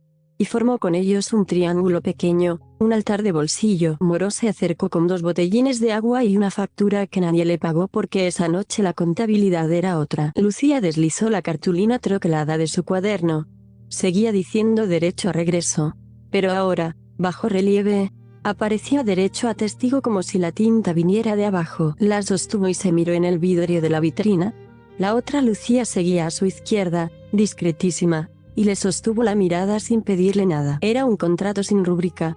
El compromiso de decir regreso cuando tocara y de perder, de vez en cuando, palabras que se puedan echar de menos sin romperse del todo. Un hombre alto con chaleco y radio al cinto irrumpió en la cafetería con la impaciencia de quien ha heredado órdenes de otra guardia. Su placa decía Portier y traía en la mirada la mezcla de prudencia y orgullo de los que han mandado a pagar trenes por cosas más pequeñas que un residuo de ejes. Dijo que el coche 14 debía desacoplarse para revisión inmediata, que el reporte hablaba de un adhesivo sospechoso y de un pasajero sin documentación válida, que la empresa no admite supersticiones ni excepciones en frontera. Moreau lo escuchó con la cortesía de un muro antiguo.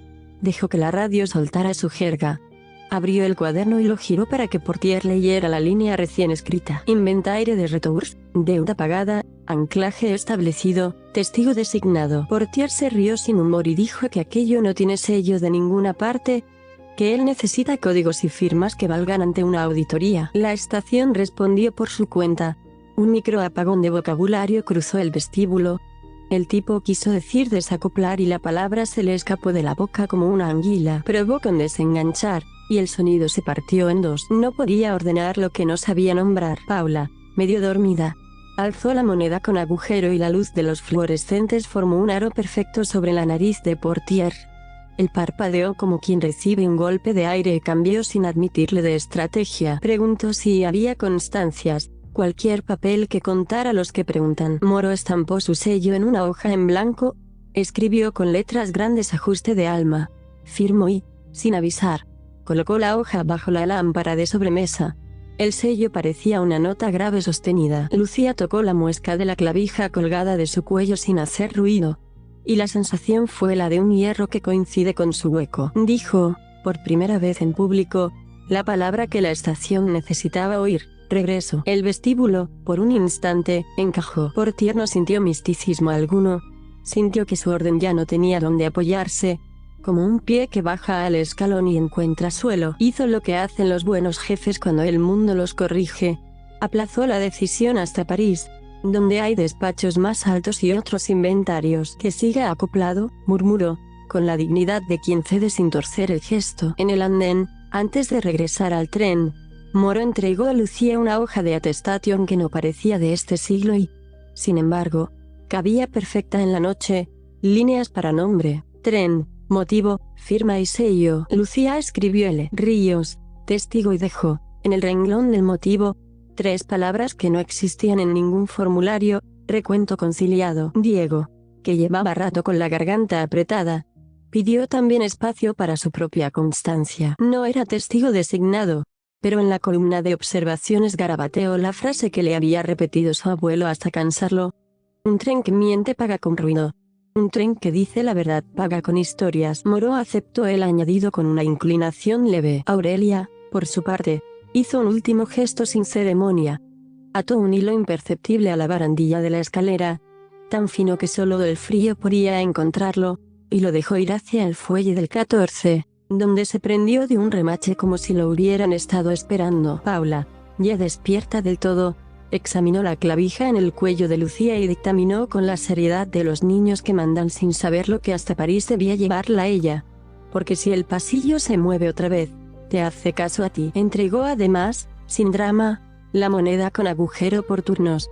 Dormiría con la niña, pero en cada recuento pasaría a la mano que dijera regreso. Abel tocó con los nudillos el estuche, como si avisara al instrumento de que volvían a subir. Portier, a distancia, llamó por radio intentando que la palabra prohibida regresara a su boca y no lo consiguió. Se marchó a revisar tornillos reales, los que sí apaciguan su turno. Moro firmó la última línea del inventario y puso, bajo la fecha, el rombo que significa queda hilo. Porque toda noche que se arregla deja una hebra para que el mundo pueda volver a coserse si se abre. Cuando las puertas se cerraron y el tren arrancó hacia Bayona, el aire dentro del vagón tenía esa textura de después de la tormenta, no húmeda ya, sino limpia y un poco fría, como si alguien hubiera abierto ventanas invisibles para ventilar un cuarto que nadie se había clausurado. El número 13 no estaba en ninguna placa, pero sí en la manera en que los ejes prometían su cadencia. 1, 2, 3, y al llegar al hueco, una palabra donde antes había un número. Regresó. Abel acomodó el estuche en el lado del antiguo adhesivo y dejó el arco envainado. No hacía falta tocar para que el instrumento cantara por dentro un poco, como lo hacen las cajas de resonancia cuando el mundo cercano suena a su favor. Diego apoyó la frente unos segundos en el cristal y se permitió, por primera vez, un pensamiento supersticioso que no confesó: que quizá conviene viajar con migas en el bolsillo por si un día falta una pieza de aire entre 2 estaciones. Aurelia cerró los ojos sin dormir, no por cansancio sino para escuchar mejor si el tren decía algo raro. Paula apoyó la mejilla sobre el zorro y la moneda le dejó un círculo tibio en la clavícula que parecía latir por cuenta propia. Lucía, con la clavija al cuello y el cuaderno en las rodillas, revisó el correo que nunca pidió y encontró, firmado por un sistema sin persona, la confirmación de que su firma en artículos pasados había sido ajustada a preferencia. Nadie le preguntó. El trayecto había decidido por ella y, extrañamente, no se sintió robada. Se miró de nuevo en el cristal y la otra Lucía, fiel como un perro silencioso, caminaba a su izquierda al mismo ritmo. La cartulina troquelada, entre página y página, pesaba como una llave cuando ya sabes qué puerta abre. Y antes de que el sueño, al fin, se permitiera caer sobre los hombros de todo el vagón. El altavoz susurró un aviso que apenas era lenguaje. Un pitido breve, una marea de ruido blanco, nada que nadie pudiera anotar en una incidencia a la altura exacta en que el reloj secreto marca 12:17 de lo que viene.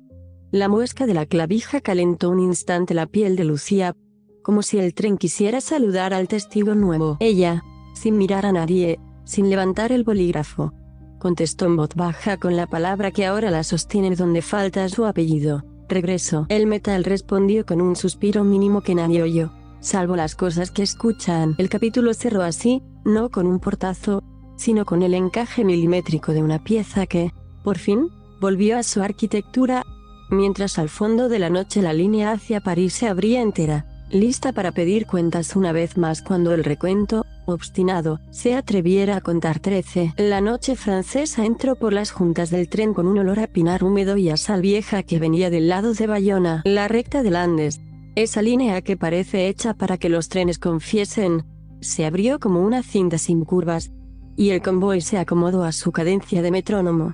1, 2, 1, 2, como si caminara por dentro de un reloj. Lucía ajustó la clavija de testigo bajo el cuello y comprobó, sin necesidad de mirarla, que la muesca estaba tibia. No era calor de metal, era la sensación de una pregunta que se acerca. A su lado, Diego había cambiado el folleto de turismo por un mapa de ferrocarril arrugado, una hoja que mostraba con líneas finísimas el trayecto hasta París con estaciones que parecían puntos de puntada: Dax, Morcenx, Facture, Burdeos. Aquí no hay túneles que te devuelvan la cara, dijo. Pero hay una longitud que se te mete en el pecho y no te suelta. Mi abuelo decía que la recta del Andes es el sitio donde el tren recuerda lo que prometió ser. Paula, despierta a medias, marcaba con la uña de la moneda un ritmo sobre el zorro de peluche. Cada golpe dejaba un tic pequeño que se montaba con las ruedas. Ambel, con el estuche entre las rodillas, repasaba con la yema del dedo el borde de la tapa. En ese gesto que es a la lutería lo que respirar por la nariz es a los miedos. Una manera de hacerse sitio sin molestar. Aurelia había cambiado de banco para quedar de perfil a la Unión 12-14. Lo justo para ver, de reojo, si el marco volvía a sudar números. El interventor, que ya no fingía autoridad sino oficio, recorría el pasillo sin hablar, tocando de vez en cuando el remache donde el hilo invisible había anclado la noche anterior. Y Lucía, que desde Hendaya se llamaba a sí misma con una cuerda menos, notaba que el hueco del apellido perdido hacía eco cuando el tren decía 1 o 2, no dolía, pero resonaba. A la altura de un bosque más denso, el altavoz lanzó un aviso neutro: tramo de mantenimiento, posible reducción de velocidad. La frase sonó limpia, pero debajo, la muesca de la clavija dio un latido. No era 12:17 aún, y sin embargo la estación invisible, la que no está en los planos, parecía adelantar su reloj para medirles la paciencia. Diego, sin perder la vista del mapa, contó una historia que le habían contado de crío para asustarlo y que ahora, a su pesar, empezaba a parecerle manual. Morcenx, dijo señalando un punto con el dedo. Era famosa porque a veces llegaban trenes con un coche de más y la gente de la sala de control lo dejaba pasar sin contarlo. Aprendieron a no nombrarlo, lo anotaban con una X al margen. Mi abuelo decía que hubo una noche en la que un jefe nuevo lo quiso llamar por su número alto, como si fuera un vagón normal, y el acoplamiento se ofendió y se soltó a mitad de recta. No descarriló, se quedó rodando al costado, como quien corre por la orilla de un río, hasta engancharse de nuevo. Diego rió sin risa. Una leyenda, claro. El tren, como si escuchara, bajó un punto la marcha. El bosque se pegó al vidrio con ramas largas, y las farolas raras de mantenimiento aparecieron como luciérnagas en fila. La muesca de la clavija calentó un grado. Paula, sin mirar a nadie, dijo que el señor del abrigo largo le había enseñado la línea flaca al lado de las vías, y que por ahí el tren podía susurrar cosas sin que los postes las oyeran. Aurelia pronunció despacio, probando el idioma del campo: 13 no suena igual que 13. El 13 en castellano cae, el 13 se enrosca. Abel asentía en silencio.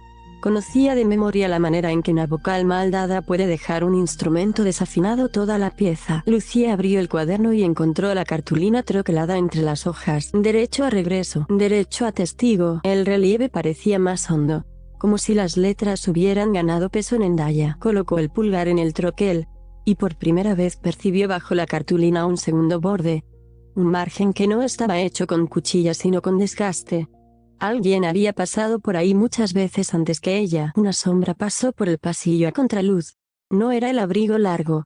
Era una figura estrecha con una cartera a la altura del pecho. El hombre del traje barato que dormía en el 14 de Hamburgo se había cambiado de sitio sin que nadie lo viera. Ahora estaba de pie junto al fuelle, mirando el adhesivo que ya no existía. Tenía el gesto de quien recuerda una palabra y no logra decirla. El tren cumplió su reducción y se estabilizó. El bosque siguió.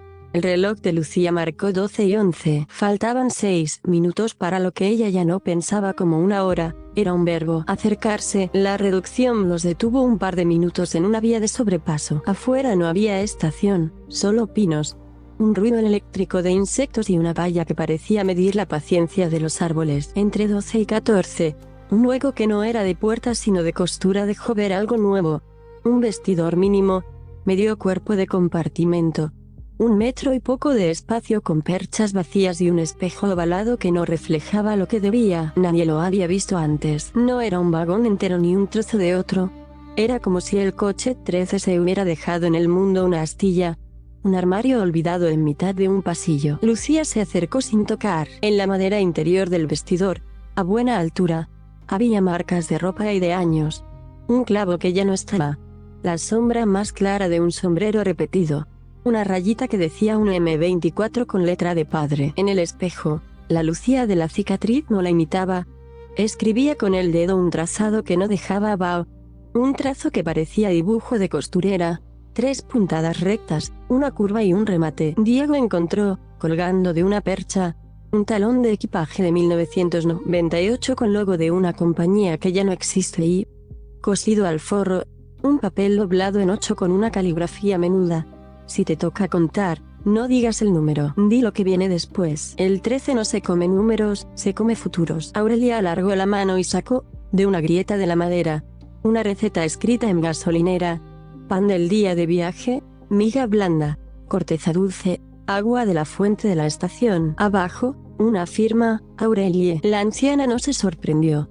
Dijo sin drama que de joven había llevado ese nombre y que en esta costa la llamaban así.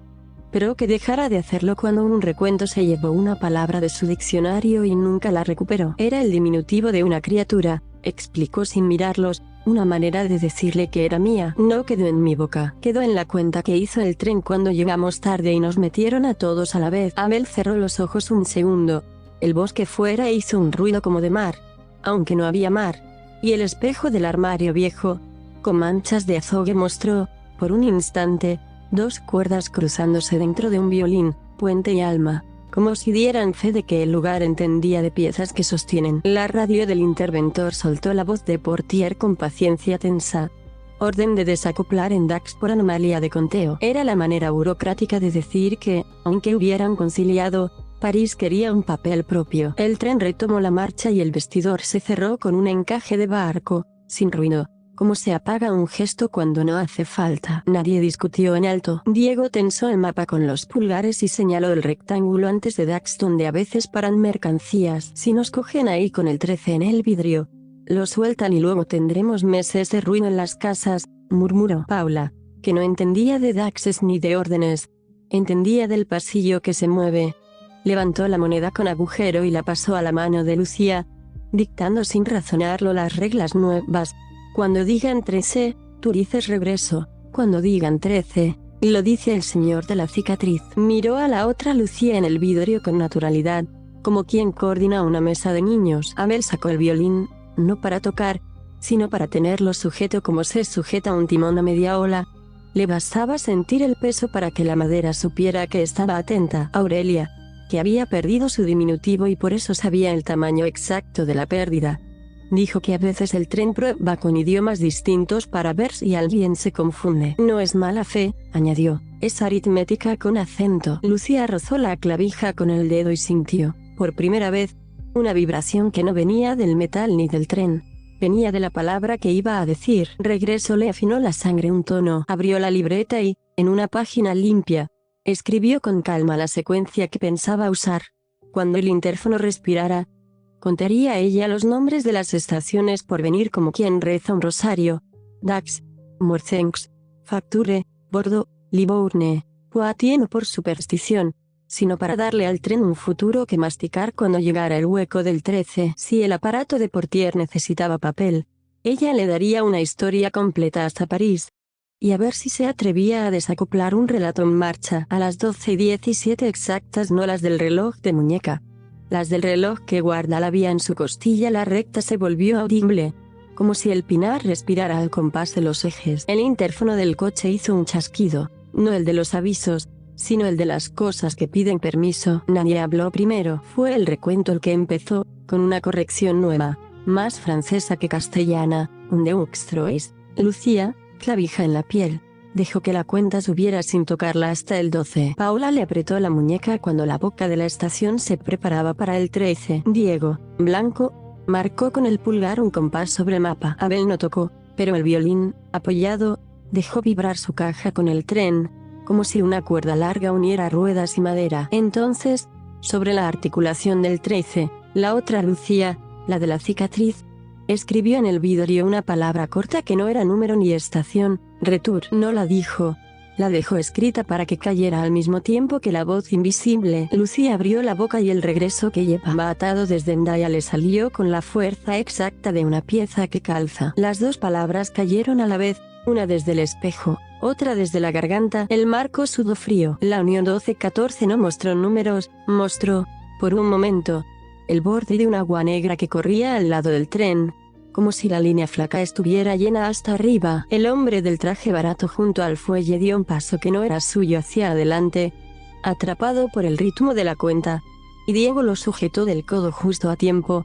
En el tirón se le cayó del bolsillo una cartera con una foto deslavada, un niño con un jersey de rayas en un parque, y el dorso, una palabra escrita con bolígrafo que el sudor había borrado hasta casi desaparecer. El interfono se tragó el 13 y el hueco que siempre llegaba detrás no llegó. Lo que llegó fue un silencio curvado, idéntico al que Lucía había oído en el marco la primera noche. Un espacio que tiene forma. La clavija ardió un segundo, y la moneda con agujero, en su palma, dejó un aro más claro en la piel, como si el metal hubiese tomado una decisión. Nadie respiró. La recta del Andes, que a esas horas siempre suena a pasillo, sonó a habitación, y en esa habitación sin paredes, una voz que no era de hombre ni de estación dijo, por primera vez desde que subieron en Madrid, algo que no necesitaba traducción: falta un nombre pequeño. El estuche de Abel pesó como si dentro hubiera piedra. Paula levantó la barbilla y no apartó la mirada del vidrio. La otra Lucía, con la cicatriz que señalaba hacia el lado en que a veces falta algo, no escribió nada más, solo esperó. Y el tren, obediente a su arquitectura, siguió adelante sin frenar, pero cambió una brizna el sonido de sus ruedas, como si ahora rodara también sobre una palabra que no tenían todavía y que alguien, ahí dentro, iba a tener que pronunciar. La voz que nadie asignaba a una garganta repitió como quien subraya en un cuaderno: falta un nombre pequeño. El hombre del traje barato, el de la cartera apretada junto al pecho, se quedó inmóvil mirando la foto deslavada que había caído al suelo. El niño del jersey a rayas sonreía con una boca de leche que pedía ser llamada de cierta manera y no de otra. Daniel, dijo el hombre en automático, como si pasara revista, y el aire no respondió. La palabra grande no encajaba en la cerradura. Lucía recogió la foto y notó, en el dorso, no tinta sino surcos de bolígrafo, letras escritas con fuerza que habían traspasado el papel cuando todavía eran recientes. Apoyó la imagen contra su libreta, tomó el bolígrafo por el cuerpo y, con el lateral, frotó despacio hasta que el relieve empezó a revelarse en gris. Salieron primero dos palos, luego una curva mínima, por último un rizo de I. El niño no era Daniel en esa foto, era Dani. El hombre tragó saliva como quien intenta pasar un fruto que se quedó a medio masticar. Paula, con solemnidad de ceremonia, puso la moneda con agujero en la mano de Lucía. La niña no sabía cómo que el círculo de cobre tenía la medida justa para rodear ese diminutivo sin apretarlo. Abel, sin sacar el arco, pulsó con el dedo la cuerda al aire, y el vagón recogió ese de grave como una plataforma. Diego murmuró: dilo donde toque, y Aurelia, sin mirar a nadie, sostuvo con dos dedos invisibles el hilo que atraviesa los nombres. En la marca muda de las 12:17 del tren, no la del reloj, la del carril, el hombre del traje tocó el borde del marco con la yema. La moneda dibujó un aro de luz en el techo, y pronunció: Dani. No gritó, no suplicó, dijo: el metal, que ya había aprendido ese idioma.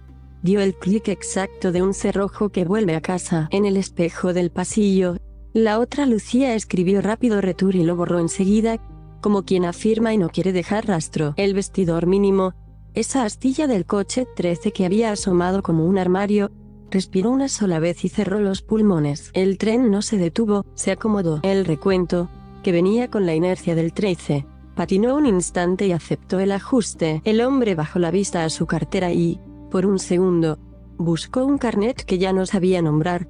Su tarjeta de empresa seguía en su sitio, pero el rótulo bajo su nombre jefe de algo se había borrado en seco, como tiza en tormenta. No lloró por la pérdida del título. Sonrió con una fea ternura por la recuperación de Dani. La deuda había encontrado su moneda. El residuo que durante horas había tirado de la unión empezó a portarse como un animal domado. No dejó de existir, no era un fantasma al que se espanta con racionalidad, pero aceptó el arnés. En la goma del fuelle, donde antes solo se leía cansancio, apareció un brillo fino, la marca de una cuerda tensada con mesura. Diego señaló con la barbilla el guante engrasado del interventor, el negro del aceite, atrapado en la textura, dibujaba sin querer un 13 al revés. Un E31 que parecía querer estar dentro del metal y no sobre él. Ya no cuelga fuera, dijo bajo. Se nos metió en los ejes. Abel cerró los ojos medio segundo y agradeció en silencio el peso nuevo del estuche. Ese gramo de responsabilidad que diferencia un instrumento con alma de una caja bonita. Paula, satisfecha de haber escuchado a tiempo, se quedó mirando el aro de la moneda proyectado en el techo. El círculo descansaba ahora justo sobre la rejilla del ventilador, como si hubiese encontrado casa. Aurelia palmeó el hilo dentro del bolso. No había menguado, pero estaba menos ansioso. Lucía notó la clavija tibia y una línea apretada en el pecho. No dolor, encaje. Probó a llamar a su segundo apellido por si acaso, y el hueco respondió con una paz rara. Ya no lo echaba de menos como identidad, sino como herramienta que había entregado para cruzar un tramo. El hombre del traje, que resultó llamarse Tomás, cuando Diego le preguntó por fin algo sencillo, guardó la foto con una reverencia que uno no le dedica a los papeles.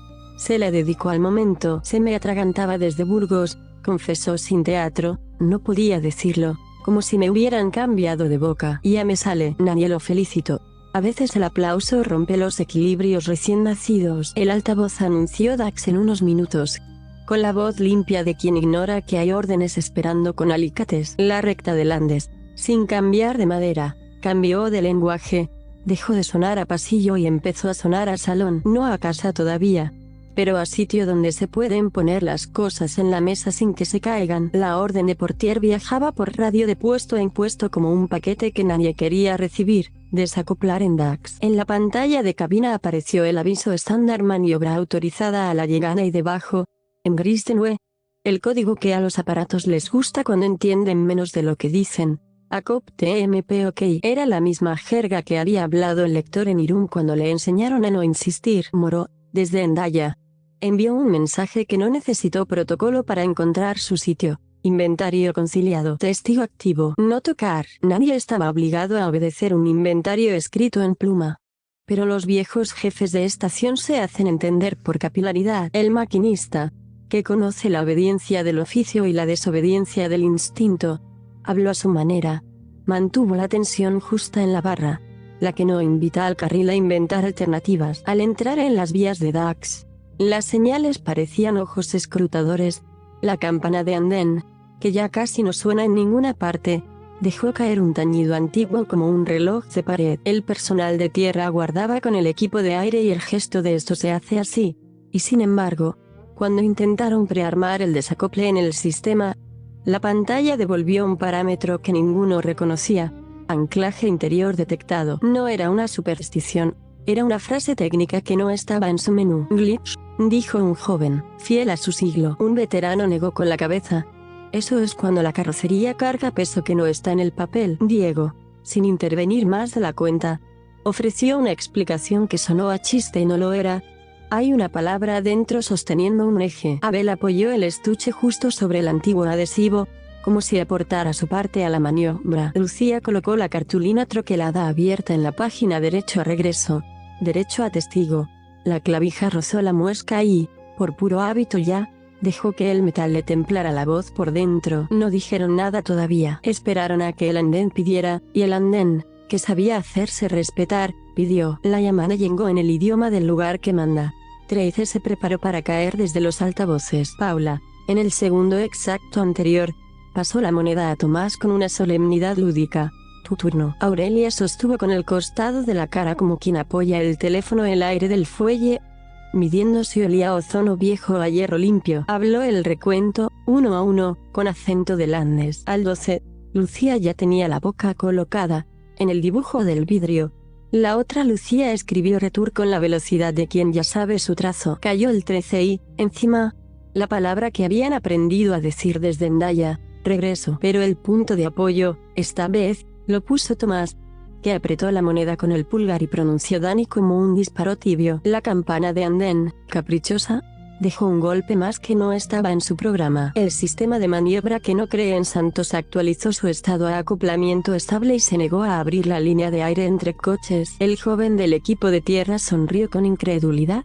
El veterano guardó el útil en la bolsa sin comentar. Portier, desde otra radio, preguntó por qué no se ejecutaba la orden. El de Dax respondió con la frase más sólida de su oficio: porque el tren no la acepta. Nadie discutió. El maquinista soltó medio milímetro de freno y el convoy obedeció agradecido. En la marquesina, 2 palomas levantaron vuelo a destiempo.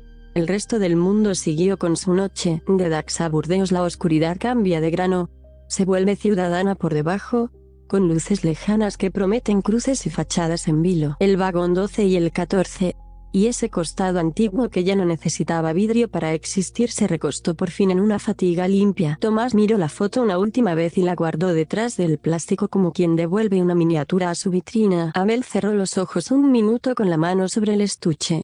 La madera respiró lo justo para decir estoy. Diego dobló su mapa 4 veces y lo usó de almohada, fiel a su linaje de viajeros prácticos. Paula, con la moneda en un bolsillito que parecía hecho a medida, se durmió con el zorro haciendo de almohada de zorro. Aurelia puso la cabeza en la ventanilla y dejó que la vibración le ordenara recuerdos en cajones. Lucía leyó el correo que su vida nueva le había redactado, sola firma ajustada por preferencia.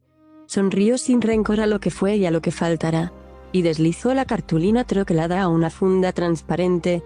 Pesaba menos que al principio y, sin embargo, sostenía más. La clavija, tibia como una palabra en la boca antes de ser dicha, descansó en su pecho. En el cristal, la otra Lucía no escoltaba ya, caminaba a su lado exacto, sin adelantarse, sin pedirse. Cuando el reloj secreto de las 12:17 pasó de largo sin reclamar nada, dejó una estela finísima como de barco que ha encontrado su cauce. Antes de dormirse, el altavoz se permitió un detalle que solo captan los que tienen puesto el oído donde hace falta: una micro respiración entre frase y frase, idéntica al suspiro de un violín cuando el alma está en su sitio. La recta, atrás, se volvió memoria. Por delante, Burdeos arreglaba sus agujas para recibirlos con cuentas que, por esta vez, iban a cuadrar. El 13, que no busca cartel ni aplauso, se acurrucó en la estructura como un gato que ya sabe cuál es su sofá y ronroneó lo justo para prometer que, si alguien vuelve a llamar demasiado fuerte,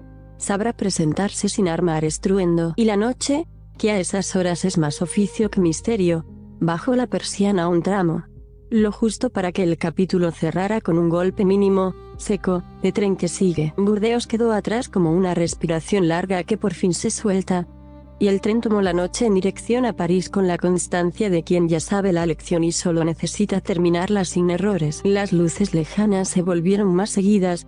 Los rótulos en las estaciones intermedias aparecían y desaparecían como párpados, y el vagón 12, con su costado secreto ya acomodado por dentro, dejó de crujir a ozono y empezó a oler a electricidad doméstica, a café de termos, a lana mojada. Lucía tanteó la clavija de testigo bajo el cuello y notó la muesca tibia como un latido que no pide nada y, sin embargo, acompasada. La cartulina troquelada, en su funda, pesaba distinta, menos documento, más llave. Abel, con el estuche apoyado en las piernas, repasaba con la yema los bordes invisibles de la tapa.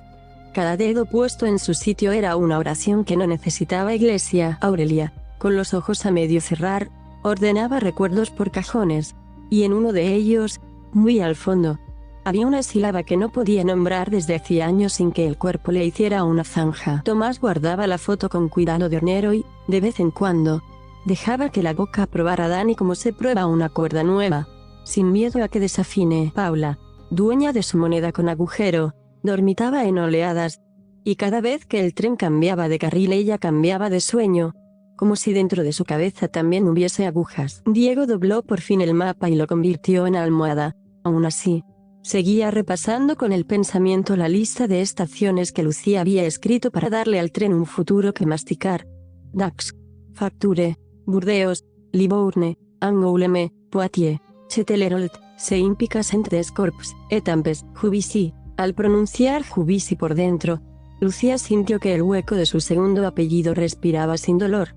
No lo echaba de menos, lo reconocía como precio. En el vidrio, la otra Lucía caminaba a su izquierda con una naturalidad nueva.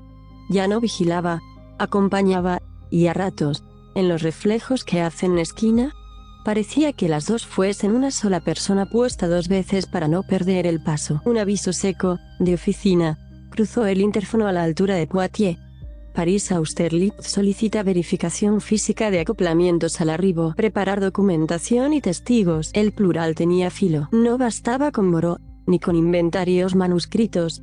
La capital quería un recuento propio, uno de esos que no admiten supersticiones y, sin embargo, dependen de ellas para respirar. El interventor pasó por el pasillo con la gravedad del que lleva un papel que podría torcer la noche. Pidió a Lucía que guardara su atestation a mano, que el maquinista había recibido orden de detener unos minutos en Juvisy para ajustes de seguridad, y que el personal de París subiría a bordo allí mismo si era preciso. Abel asintió sin discutir, como asienten los oficios cuando el mundo les recuerda que existen oficinas. Colocó el estuche junto al remache donde el hilo invisible había encontrado casa y dejó la mano sobre la cinta roja, no por miedo, por pertenencia. Aurelia sacó del bolso un mendrugo nuevo. El de Endaya se había convertido en sello y lo partió en migas del tamaño de las sílabas. Tomás pidió a Paula la moneda para ensayar el gesto en la palma. La niña se la cedió con la solemnidad natural de quien ha dormido entre puertas. Diego se giró y le habló bajo a Lucía. Si en Juvisy alguien intentaba decir 13 con demasiada seguridad, ellos tenían que anticiparse con el idioma que el tren ya había aprendido.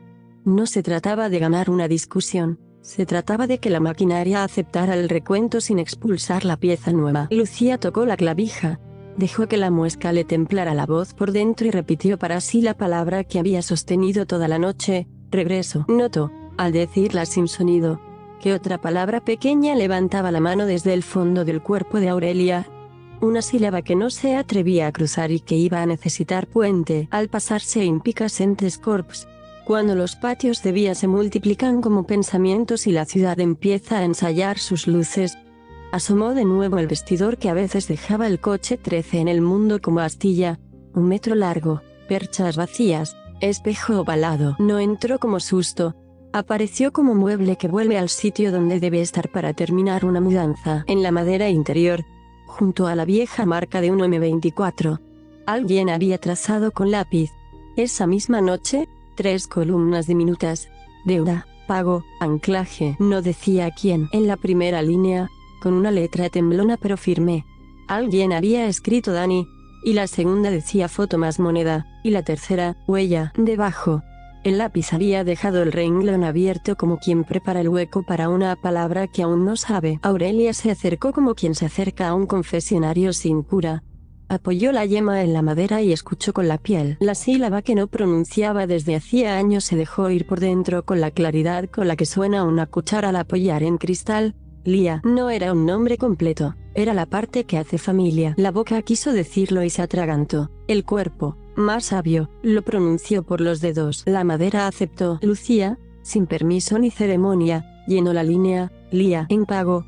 Dejó escrito miga más y lo más voz prestada en anclaje. Clavija. El espejo devolvió, por un segundo, la figura de una mujer joven que nunca llegó a ser madre del todo en los papeles y que, sin embargo, llevaba en la boca ese diminutivo como un amuleto. Aurelie, con el acento que una vez la nombró en otra costa. Aurelia no lloró, dejó caer una miga en el borde del marco y susurró esa sílaba una vez, solo una, como quien abre una caja que nunca debió cerrarse a golpes. El vestidor respiró y se cerró con el mismo encaje de barco que lo había traído. Jubisi se anunció con luces altas y un rumor de ciudad que se está poniendo de pie. El tren aminoró y entró en la playa de vías como quien entra a un patio con muchas miradas. Subieron dos personas con chaleco, tablet, auricular. No traían el gesto arrogante de quien viene a desmontar. Traían la prisa de las ciudades que necesitan que las cuentas cuadren para seguir funcionando. Pidieron documentación, miraron acoplamientos, tocaron la goma con cuidado de no quedar en ridículo. Uno, de ojos cansados, preguntó quién era el testigo. Lucía levantó la atestación y, sin advertencias, mostró la clavija de latón como quien enseña una credencial que no figura en manuales. El hombre no se burló. Dijo que su abuelo trabajó en Austerlitz y que en casa nombraban ciertas noches por la hora, no por el día. El altavoz, muy bajo, dejó caer su respiración de recuento. La muesca de la clavija se calentó con puntualidad. Uno de los técnicos, por pura costumbre, abrió la boca para pronunciar el 13 reglamentario. Diego lo vio venir y golpeó con el nudillo su mesa 2 veces, para llamar al tren a su compás. Paula pasó la moneda a Tomás sin pensar.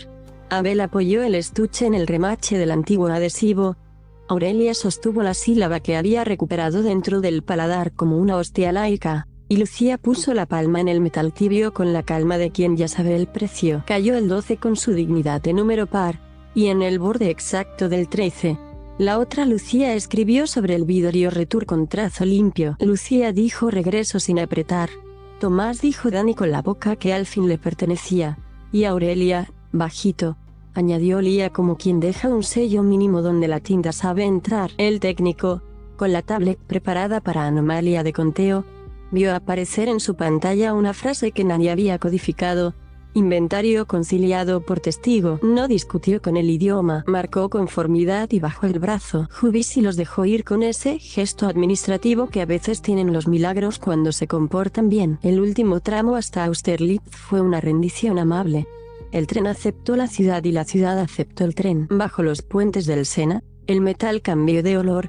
La noche tenía ya luz de cocina encendida. Austerlitz apareció con su techo de dientes y sus relojes que han visto demasiadas despedidas como para asustarse por una más. El convoy se detuvo con un suspiro contenido. No hacía falta que nadie declarase victoria.